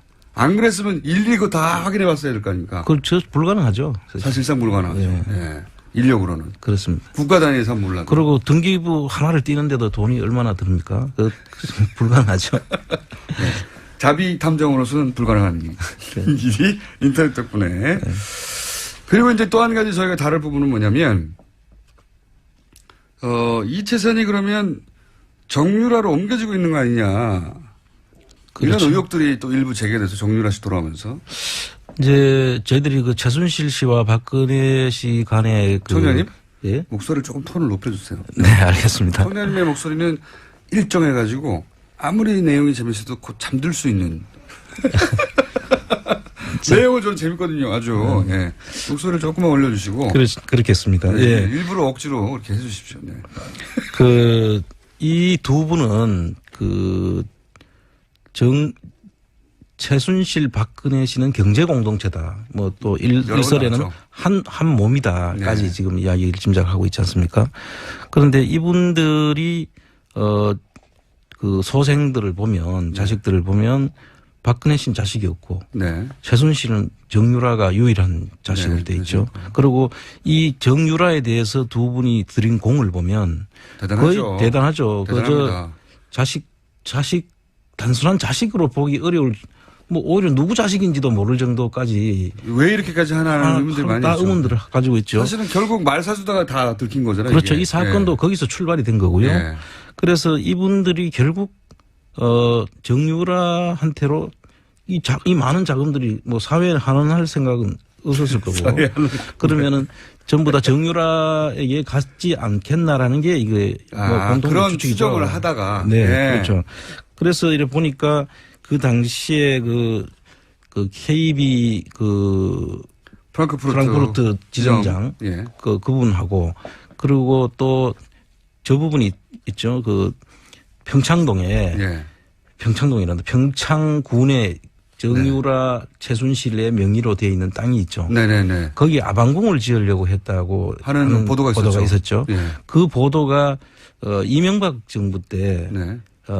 이명박 씨의 아들 이시영의 이름으로 그 땅을 사고 네. 내곡동 사저. 내곡동 사저 사건이죠. 예. 그거 저희한테 들켜가지고 못했는데. 그렇죠. 그 내곡동 사저의 판박입니다. 예. 그러니까 아들 이름으로 땅을 사고 정부 예산으로 집을 짓고 결국 나중에 상속 없이 대물림할 수 있는 그런 그렇죠. 구조를 만들었던 거죠. 그리고 똑같죠. 그때 똑같습니다. 이게. 내곡동 사저라는 게 결국은 국가가 지어주는 거였는데 그렇습니다. 알고 보면 결국은 아들이 가져가는 구조. 그렇습니다. 그걸 들켜가지고 못해가지고 특검을 해가지고 저희를 굉장히 미워해요. 이명박 대통령께서. 근데 사실 특검도 뭐 제대로 밝히지 못했죠. 예. 네, 그래서 지금 이 부분들은 동일한 유형의 기법이 똑같네요. 기법이 똑같습니다. 그리고 이게 여기는 한 기법이 더 들어가는 게 그 일대 땅을 사게 되면 대통령 퇴임 후에 사저가 되기 때문에 없는 도로도 내줘야 될 거고요. 그렇죠. 그럼 그 주변 인근 땅들 값이 다 올라가죠. 도로가 나게 되면. 맹지가 도로가 나서 대통령이 산다는데. 대통령이 살게 되면 네. 땅값이 엄청 올라가겠죠. 그래서 조금 한 단계 더 나아간 그런 진화된 기법이 아닌가 저희들이 보고 있습니다. 내용이 굉장히 재밌습니다. 자, 앞으로 계속 다룰 내용이고요. 한 가지만 더 하고 오늘은 뭐 많습니다. 앞으로 이제 조력자들도 누군지 찾아볼 것이고 그 외에 다른 흐름들, 기업들과의 스포츠 토토와의 관계라든가 굉장히 많은 얘기를 할 텐데 오늘 한 가지만 더 하고 마무리할게요. 오늘은 첫 시간 앞으로 이런 걸 다룰 겁니다. 얘기 듣고 흥미 있거나 아는 바가 있는 분들은 저희한테 꼭 제보를 해주시거나 청량리에 직접 연락을 하셔도 됩니다. 청량님 하나 이 용도로 폰 하나 만드시죠. 그러겠습니다. 그래서 공개하는 것으로. 네. 자, 제가 여쭤보고 싶은 게 뭐냐면 국세청장 한승희 후보자 청문회에서 박영선 송영길 의원이 이재용 부회장이 역에 숨겨뒀던 5천억 원을 합법적으로 그러니까 자진신고하면 문제 삼지 않는 방식으로 2015년 말인가요?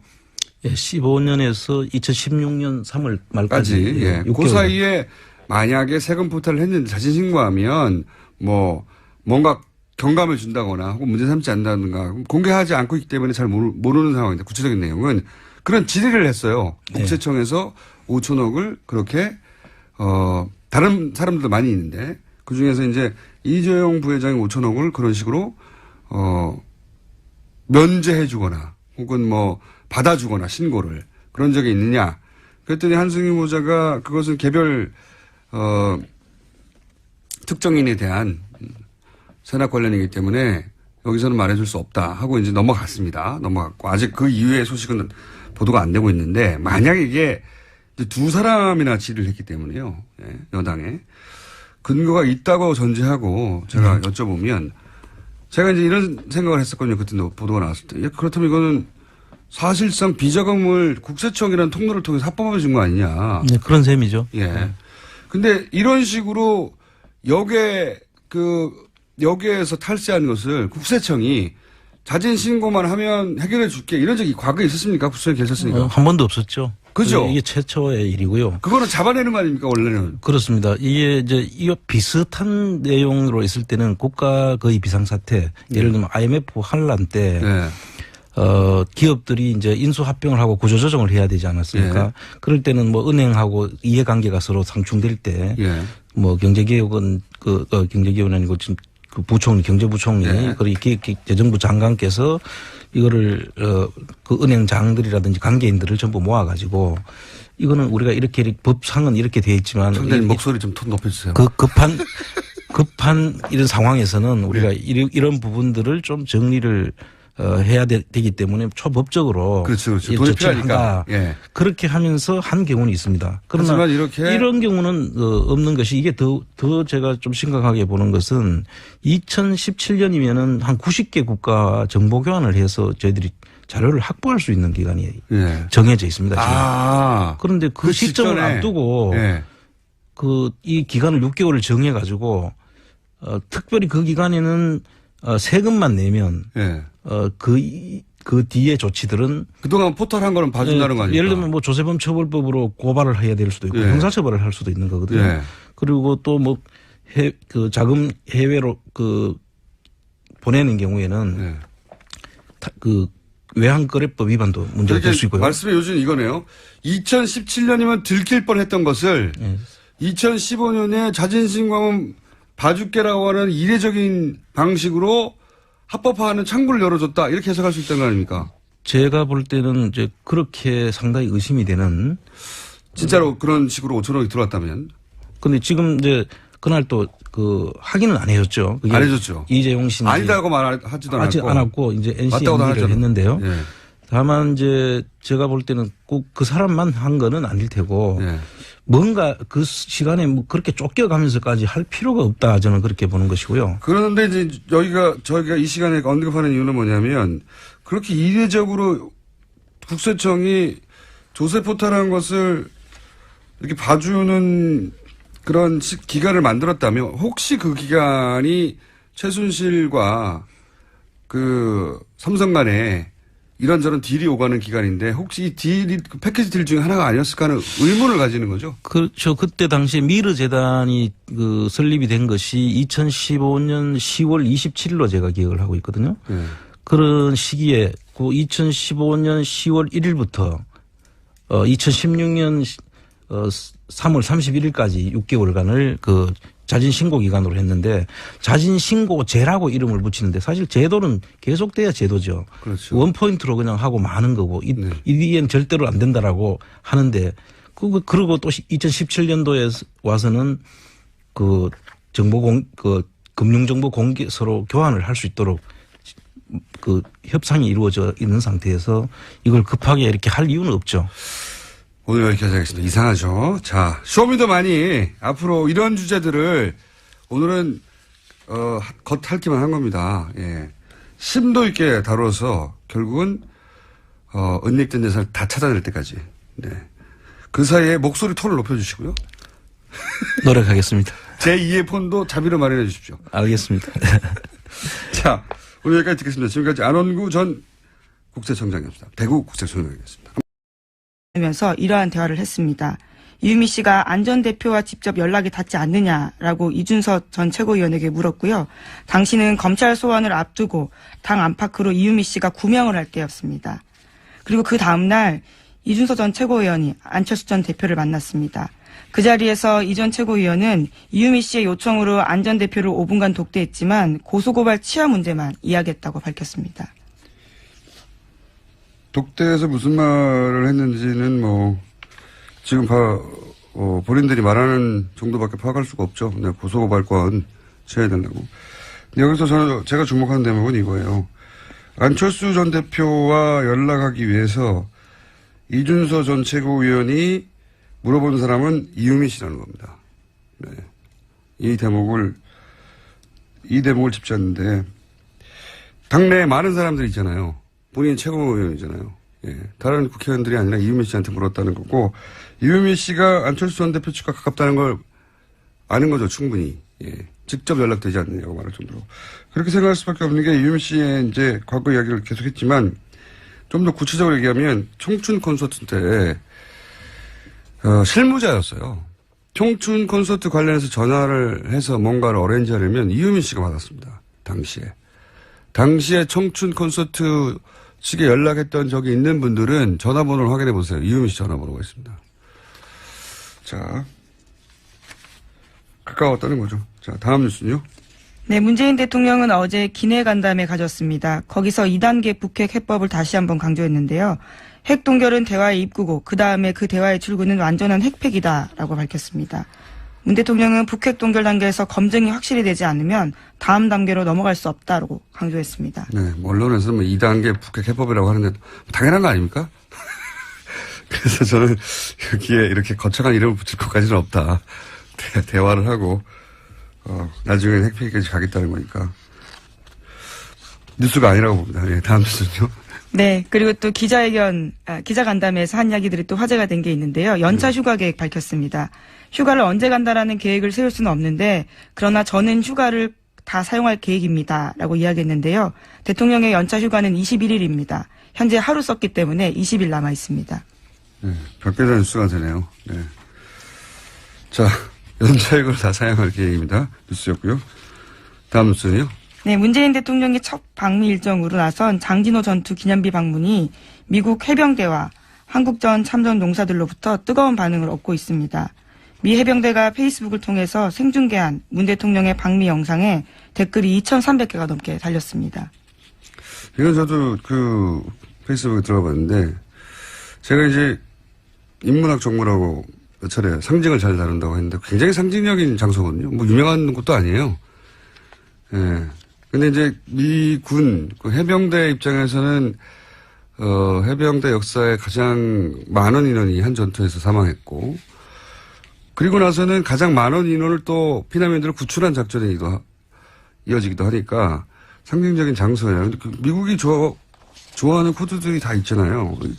이런 거 참 잘 다뤄요. 그러니까 크게 패전하고 긴박하게 퇴각하다가 엄청난 피난민들을 구출하고 근데 그 피난민의 자손이 성장해서 대통령이 되고 미국에 돌아와서 자신의 부모를 구한 해병대 그 작전을 기리는 기념비 앞에 쓰고 뭐 이런 연설하고 이게 헐리우드 영화가 잘 써먹는 스토리라인 아닙니까?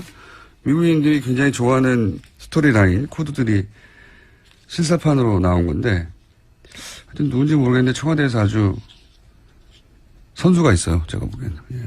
잘 다룹니다. 이런 건. 그래서 실제 화제가 됐어요. 보니까. 그 화제라는 이야기를 듣고 찾아가 봤더니 페이스북이 미 해병대 페이스북을 누가 보겠습니까? 미 해병대로 보는 거예요. 그냥. 근데 어제는 북적북적 난리가 났더군요. 자. 네, 조회수도 굉장히 많고요. 근데 대부분 미국인들이 그걸 남겼어요. 네, 영어로 댓글이 달려 있습니다. 영어로 남겼다고 다 미국인은 아니죠. 우리도 영어 한참 이름도 알잖아요. 영어 이름이더라고요. 저 그러니까요. 들어가서 봤는데요. 엄청 많이 달린 건 맞습니다. 자, 다음 뉴스는요. 네, 문재인 대통령은 미 상원과 하원 지도부를 잇따라 만나서 한미동맹의 중요성을 설명했습니다. 또 사드 문제에 대해서도 이야기를 했는데요. 전 정부의 합의라고 해서 결코 가볍게 여기지 않겠다고 여러 차례 공언해 왔다고 이야기했습니다. 그러나 문재인 대통령은 한국이 미국과 같은 민주주의 국가이기 때문에 민주적 절차적 정당성은 꼭 필요하다라고 강조했는데요. 또 괌기지 사드 배치 시 환경 영향 평가 실시했던 것도 언급했다고 합니다. 뭐 이런 기본적인 논리를 세우고 간 거죠. 예. 사실 여기다가 할 말은 없잖아요. 예. 한국도 미국처럼 민주국가여서 절차가 필요하다는데 뭐라고 합니까? 예. 기본 입장은 당연한 거라고 저는 봅니다. 자, 다음 뉴스는요. 이명박 전 대통령이 어제 박근혜 전 대통령이 잘했으면 참 좋았을 텐데 박 전 대통령 때문에 보수가 큰일 났다. 다 없어져 버렸다라고 말했다고 합니다. 요거는 좀 번역을 해야 돼요. 보수가 큰일 났다가 아니라 본인이 큰일 났다라고. 본인이 큰일 났다라고 생각하는 것 같다. 네. 네, 어제 바른정당 이해운 대표 예방했을 때 이런 취지 이야기를 했다고 하는데요. 예. 이 전 대통령은 이명박 정부 내각 인사들을 두고 세무조사가 진행되고 권력기관을 동원한 조사가 진행돼서 너무나 미안했다. 그렇게 털어도 문제되는 사람이 없지 않느냐라고 박근혜 정부 당시에 이야기를 또 했다고 합니다. 자, 뭐 다른 거는 본인도 고생했다 뭐 이런 얘기고 보수가 큰일 났다 다 없어져 버렸다가 아니라 내가 큰일 났다 나를 보호해줄 보수들이 무너졌다 이런 이야기로 저는 해석이 됩니다. 저는 그렇게 해석이 됩니다. 자, 뉴스 한두 개 정도 짚고 넘어갈 수 있습니다. 네, 자유한국당 전당대회 당대표 선거 계속 치러지고 있습니다. 28일에는 TV조선이 주최한 방송 토론회에 있었는데요. 거기서도 원유철 후보와 홍준표 후보가 말을 주고받았습니다. 홍 후보가 원 후보를 향해서 옴두꺼비 같은 행동한다라고 이야기를 했는데요. 원 후보가 타인 의견 존중하지 않고 막말하고 비아냥거리면 보수정치 괴멸시킨다라고 이야기하자 그에 대해서 맞받은 겁니다. 네. 두 분이 이런 공방을 많이 하네요. 예. 잘 대처하시는 거 보고서 저는 굉장히 놀랐어요. 그 어떤 대통령의 순발력과 답변 내용과 수준에 정말 저는 굉장히 놀랐어요. 알겠습니다. 지금 김현정 뉴스쇼 CBS 뉴스쇼에도 안민석 의원 인터뷰가 나오고 있다는 제보가 계속 들어오고 있기 때문에 분신술을 사용하시는 겁니까? 아니면 그거는 제가 녹음을 했어요. 3원 중계를 하시는 겁니까? 녹음을 하셨군요. 자, 여러 가지 이야기 하고 싶으시면 제대로 못할 얘기가 많다고 하셔가지고 오늘은 간단하게 몇 가지만 듣고요. 혹시 꼭 해야 되는 얘기 있으십니까? 지금 당장? 제가 여기 이제 수행원 자격으로 왔기 때문에 이제 예. 내일 정상회담을 앞두고 제가 지금 말을 극도로 아껴야 되는 그런 그러니까요. 처지라서 예. 하고 싶은 말을 제대로 못하는 것. 그리고 제가 말을 이렇게 하게 되면은 내일 회담 앞두고 혹시라도 이제 우리의 또 어떤 전략이나 카드가 노출될 수도 있기 때문에 그것은 우리 그 뉴스공장 청취자들께서 그렇게 이해를 좀 해주시기 바라겠습니다. 알겠습니다. 돌아오시면 자세한 이야기 듣도록 하겠습니다. 감사합니다. 네, 수고하세요. 네. 더불어민주당 안민석 의원이었습니다. 자, 한미 정상회담이 곧 있습니다. 해서 지난 대선 기간 문재인 대통령의 외교 안보 자문 그러면서 활동했던 분 저희가 직접 스튜디오에 모셨습니다. 연세대학교 최종권 정치외교학과 교수님 나오셨습니다. 안녕하십니까? 예, 안녕하십니까. 최정권입니다. 예. 네. 저희는 이제 프로필만 보고 나이가 굉장히 많으신 분일 줄로 생각했으나 예. 굉장히 젊으시군요. 40은 넘었어요. 김 원장님 어떻게 이렇게 교수 자리에 올라가셨어요? 예, 훌륭하신 분입니다. 아닙니다. 고맙습니다. 근데 이제 한미동맹에서 어떤 이야기가 오갈지는 사실, 우린 모르죠. 예. 예, 우린 모르고, 저는 외교안보 자문그룹에서 활동하셨다고 하셔서, 그리고 최근에 한미동맹이 큰일 났다 하는, 네. 문특보, 미국 발언들 가지고 우리 언론이 크게 예. 보도를 했고, 거기에 인용된 사람들, 뭐 CSIS의 마이클 그린이라든가 네, 네. 이런 분들이 미국에서 그런 말을 했다. 우리 큰일 난 거 아니냐. 한미동맹 끝장났다. 이런 보도가 엄청나게 쏟아졌잖아요. 그래서 제가 저 혼자 이제 얕은 지식으로 그렇게 거론된 전문가들이 예를 들면 마이클 그린은 대단히 일본 편향이다. 일본의 관점을 대변한 발언들인데 그걸 가지고 우리가 이렇게 난리치는 거는 너무 오버하는 거고 모르면 바보고 알고 그러면 나쁜 거다. 네, 이런 맥락으로 짧게 브리핑을 해왔는데 이제 전문가를 직접 모시고 우리가 이제 미국에서 돌려오는 소식들을 어떻게 걸러서 들어야 되는지 그 얘기를 좀 해보고 싶습니다. 뭐 지금도 계속해서 미국에서 누가 한마디만 하면 이게 이제 코미디를 따서 우리는 그 사람이 누군지 잘 모르니까. 그렇죠. 예. 마치 한국에 대해서 너무나 잘 아는 어떤 사람이 한국의 정책을 이 사람 말대로 결정할 것만 같은 사람이 이런 말을 했다고 한두 줄 보도하면서 막 난리가 나거든요. 자, 전문가로서 그게 그럴 일이 아니다라는 걸 좀 설명해 주십시오. 일단은 미국이 상당히 큰 나라잖아요. 50개 주인데. 주도 50개나 있습니다. 로스앤젤레스에서 있는 미국 사람하고요. 워싱턴 DC 수도에 있는 미국 사람하고 다른데 통상 우리가 언론에서 보는 한국 전문가들은 워싱턴 DC에 직장을 가지고 있고 거기서 연구소 같은데 혹은 그 근처에 대학교에 있는 교수이시들이죠. 주로 정치 외교학을 전공한 사람이고 세부적으로는 국제관계학, 국제정책을 공부했는데 주로 이 아시아, 이 동아시아 우리 동네를 공부한 사람들이죠. 근데 전체적으로 보면 미국 전체적으로 보면 이 사람들이 첫 번째 우리가 가져야 될 의문이 미국의 전체 의견을 반영하느냐. 그리고 두 번째 미국이 한국에 대해서 어떤 통합된 의견을 가지고 있겠는가. 그리고 세 번째는 정말 이 사람들이 아침에 눈 뜨고 나서 잘 때까지 매일 한국만 바라보는가. 사실 이 한국 전문가들, 미국에 있는 한국 전문가들이 가장 큰 문제점이 뭐냐면요. 한국만 전공하면 직장을 못 잡아요. 그러니까 일본도 끼게 되고 중국을 끼게 되고 혹은 중국에 뭐 부상하니까 한국이 어떻게 외교 정책을 해야 되냐라고 이렇게 여러 가지를 하거든요.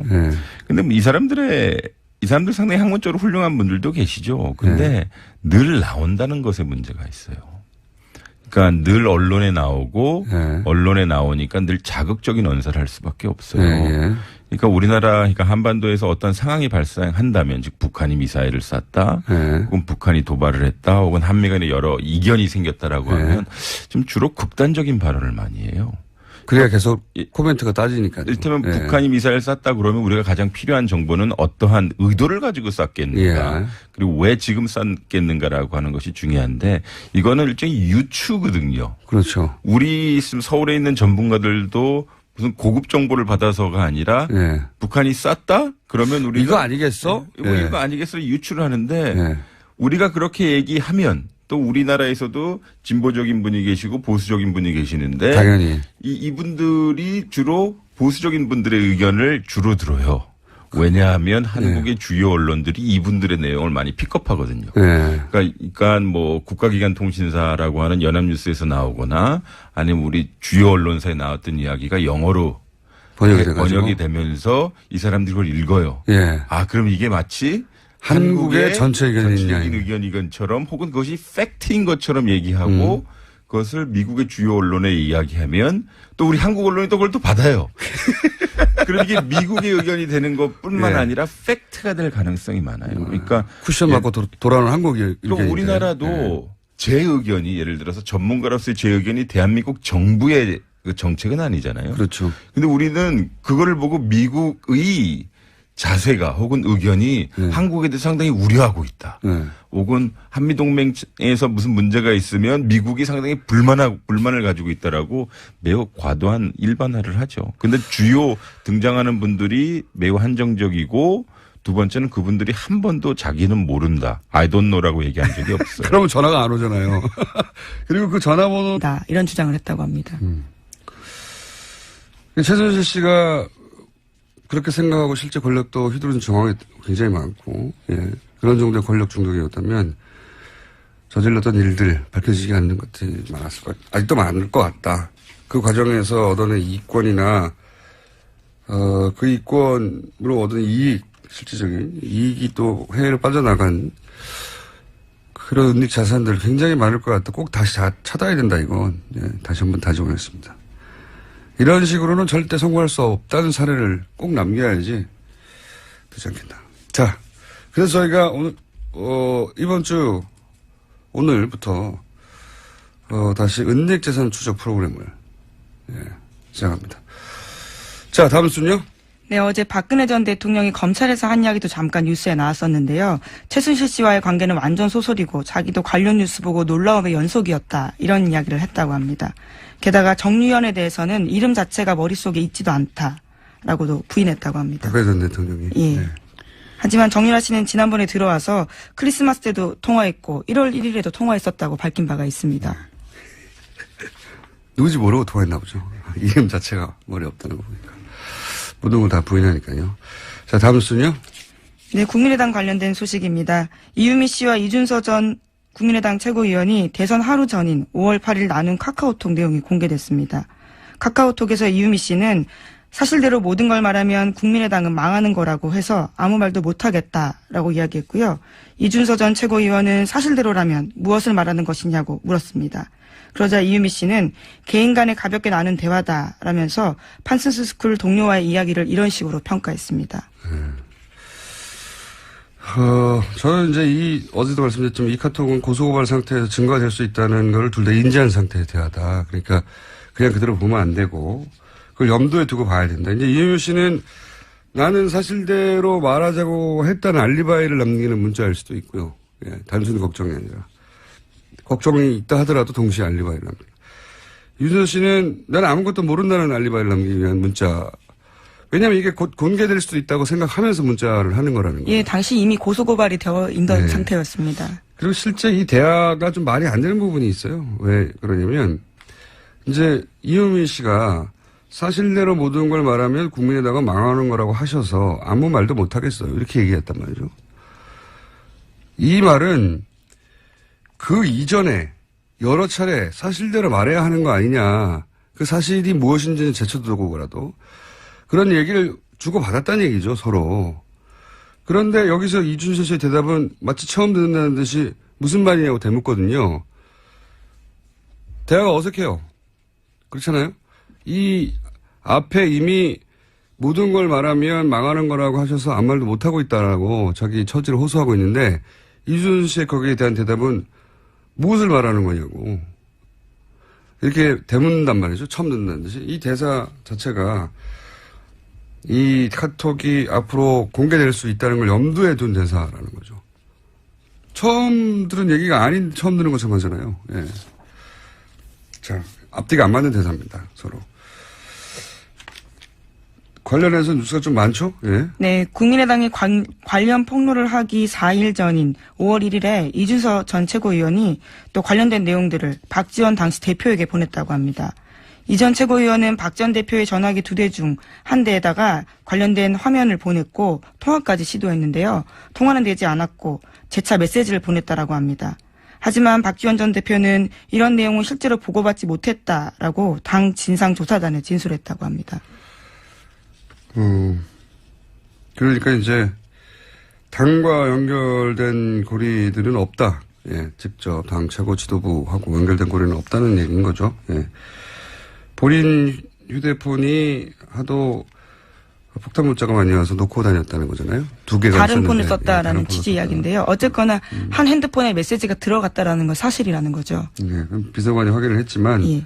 뭐 이 정도로 중요하면은 따로 전달하겠지 하고 전달 안 했다는 거고요. 예. 이럴 수도 있습니다. 뭐 실제 이런 일이 있을 수도 있죠. 또는 유선으로 전달했을 수도 있고요. 네. 근데 여기서 중요한 건 어쨌든 당과 연결된 고리는 없다. 이것이 이제 당의 입장인 거죠. 현재까지. 예. 예, 하지만 당 진상조사단에서는 관련된 내용이 삭제됐는지 여부는 분석하지 않았다라고 밝히고 있습니다. 분석할 수가 없겠죠. 네. 이건 뭐 수사기관에서 해야 되지. 통신영장 받아서. 이용주 의원도 뭐 녹취를 사전에 들어보진 못했다고 하고, 당 지도부들은 이 사안이 이렇게, 기자회견 하기 전에는 허술한지도 몰랐고, 그리고 이걸 그렇게 활용할 줄도 몰랐다, 최고 지도부에서는. 그런데 이 내용은 며칠 동안 한 30번 이상 논평되고 막 하고 계속 했거든요. 공격적으로. 난리가 났었는데 당 지도부는 사전에 인지하지 못했다. 네, 하지만 당 논평으로요. 국민의당은 한 사람의 제보를 가지고 기자회견을 할 정도로 무모하지 않다. 이렇게 5월 7일 낸 적이 있거든요. 그렇죠. 예. 그러니까 앞뒤가 안 맞긴 한데. 자, 현재까지는 그렇습니다. 다음 뉴스는요? 네, 어제 이유미 씨에 대한 구속영장 발부됐습니다. 법원은 이 씨의 범죄 사실이 충분히 소명됐고 사안이 중대해서 도주와 증거인멸의 우려가 있다고 밝혔습니다. 또 이준서 전 최고위원은 이미 피해자 신분으로 전환됐고 혐의도 이유미 씨와 같은 공직선거법상 허위사실 유포입니다. 그러니까요. 예. 근데 이제 이게 사전에 인지했는지 여부를 밝혀주는 내용은 현재까지는 아니에요. 예. 허위 사실을 유포하는 거는 사실이기 때문에, 예. 그래서 피의자가 된 것인지 아니면은 공모의 정황이 드러났는지는 지금 알 수가 없죠. 예. 어쨌든 그 카톡이 앞뒤가 안 맞는다는 얘기를 왜 아무도 안 하는지 잘난 척을 한번 하면서 다시 다음 뉴스를 다뤄봅시다. 네, 이준서 전 최고위원과 이유미 씨가 지난 주말에 안철수 전 대표 쪽과 접촉하려 한 정황이 포착됐다고 합니다. 이준서 전 최고위원은 실제로 안 전 대표를 만났다라고 하는데요. 두 사람은 지난 23일에 카카오톡 나누. 김어준입니다. 어제 우병우 전 민정수석의 공판에 출석한 장시호 씨는 최순실 지시로 김종 전 차관으로부터 서류를 받아 윤전추 전 행정관에게 전달한 직후 문체부 1차관이 교체됐다고 증언했습니다. 문서 전달 직후 문체부 차관이 교체되자 김종 전 차관은 최순실에게 대단하시네요 라는 말을 했다고 합니다. 1급 이상 공무원 인사권은 대통령에게 있습니다. 이 권한을 최순실 씨가 원격 행사했다는 뜻이죠.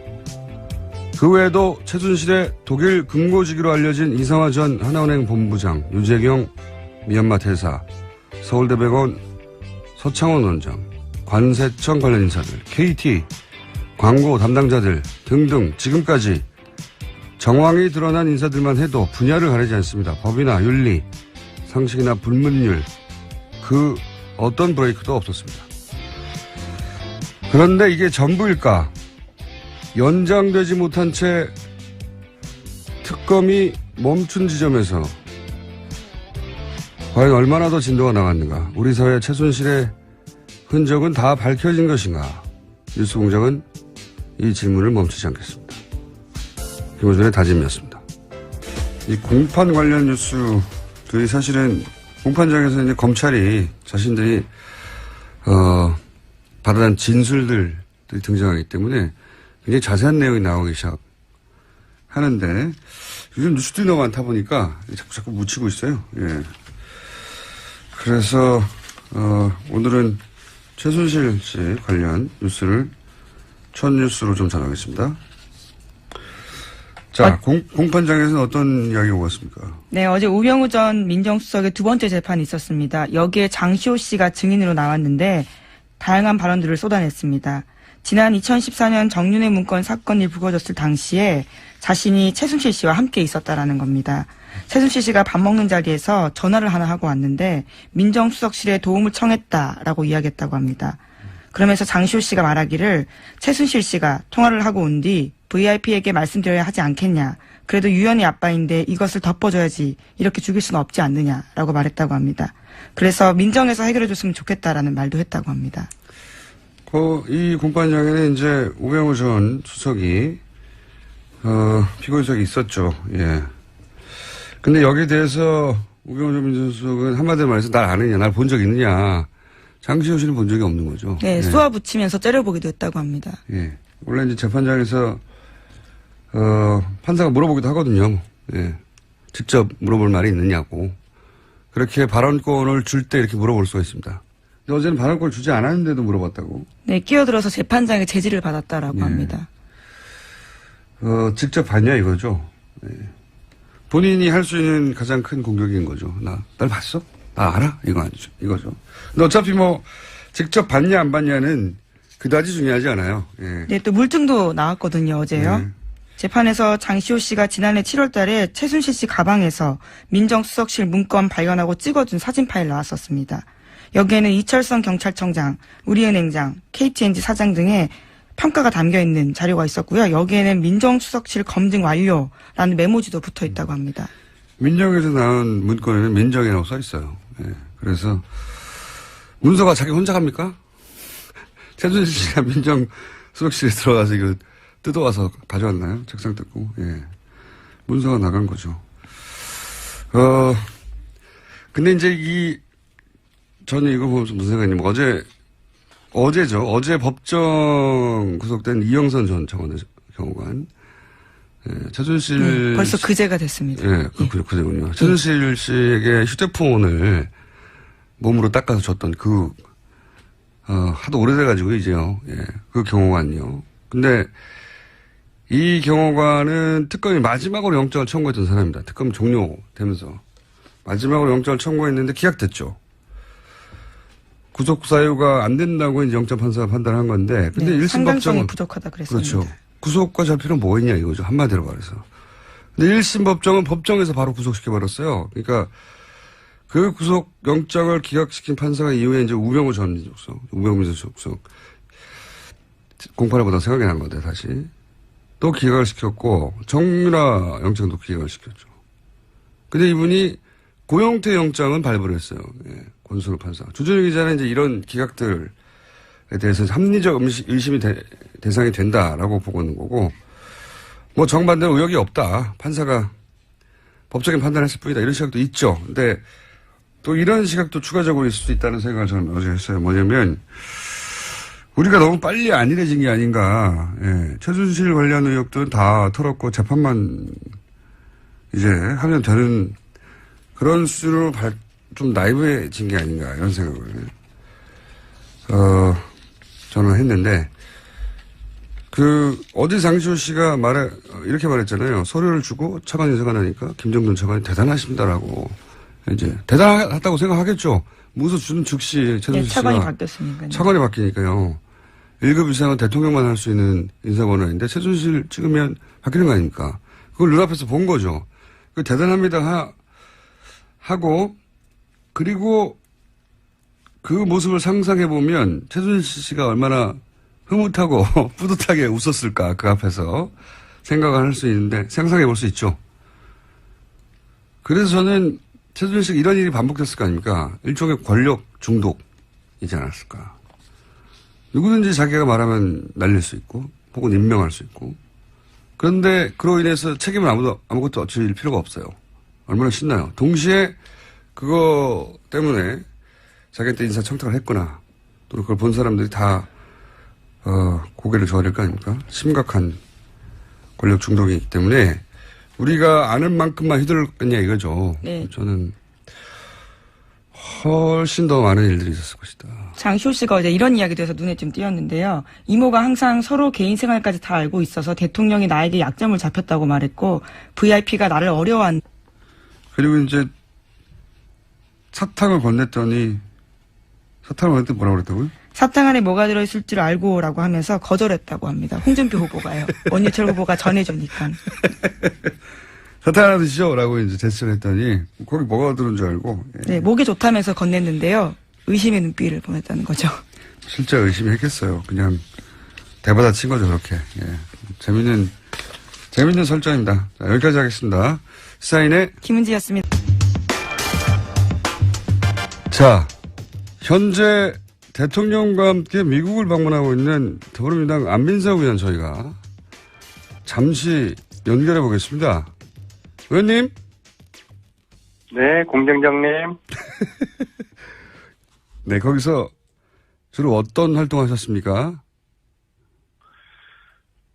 구체적으로 말씀드린 거는 좀 곤란하지만요. 저는 지금 이제 공식적으로는 특별 수행원 자격으로 대통령을 지금 함께 하고 있고요. 네. 구체적으로 밝힐 수 있는 부분만 밝혀주십시오. 네, 그렇죠. 어보를 대통령 2일날 귀국하실 때 전용 비행기에 예. 문정왕후 어보와 현종 어보 두 가지 어보가 있어요. 네. 이 두과 어보를 전용 비행기에 귀국할 때 함께 태우기 위해서 지금 마지막 절차를 진행 중에 있습니다. 그러니까 돌아오실 때는 어버와 함께 돌아오시는 거죠? 네, 그렇게 해야죠. 예. 그것 때문에 가셨는데 그걸 못 하시면은 혼나십니다. 돌아오시면 그거 없이. 자, 어제 국내에서 좀 화제가 됐는데 이 장진호 전투 네. 기념비 참배 그 현지에서는 어땠습니까? 직접 같이 동행하셨습니까? 네네네. 바로 그 대통령, 바로 그 뒷자리에 있었고요. 네.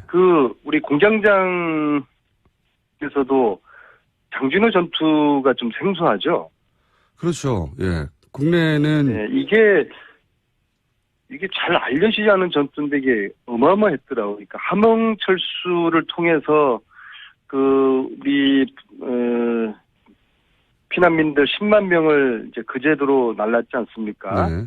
근데 함흥철수가 가능하게 했던 전투가 바로 장진호 전투를 통해서 네네. 함흥철수할 수 있는 그 환경을 조성을 했으니까 굉장히 중요한 전투죠. 그리고 근데 이제 대통령의 첫 외교 순방의 첫 공식 행사였으니까 의미가. 근데 제가 궁금한 것은 의미가 깊었을 텐데 현지에서는 직접 우리가 못 봤으니까요. 반응이 어땠냐는 우리가 거죠. 이제 대통령께서 대한민국을 지켜준 미국에 대한 감사의 의미로 거기를 들렀던 것이고 특히 함흥철수 피난민의 아들로 태어난 대통령에게는 이제 남다른 의미가 있지 않겠습니까? 네, 그거는 다 보도됐는데 제가 궁금한 네. 거는 예, 현지의 반응은요. 근데 이게 현지에서 굉장히 고마워하고 특히 이제 장진호 이 추모공원이 지난달에 완공이 되었어요.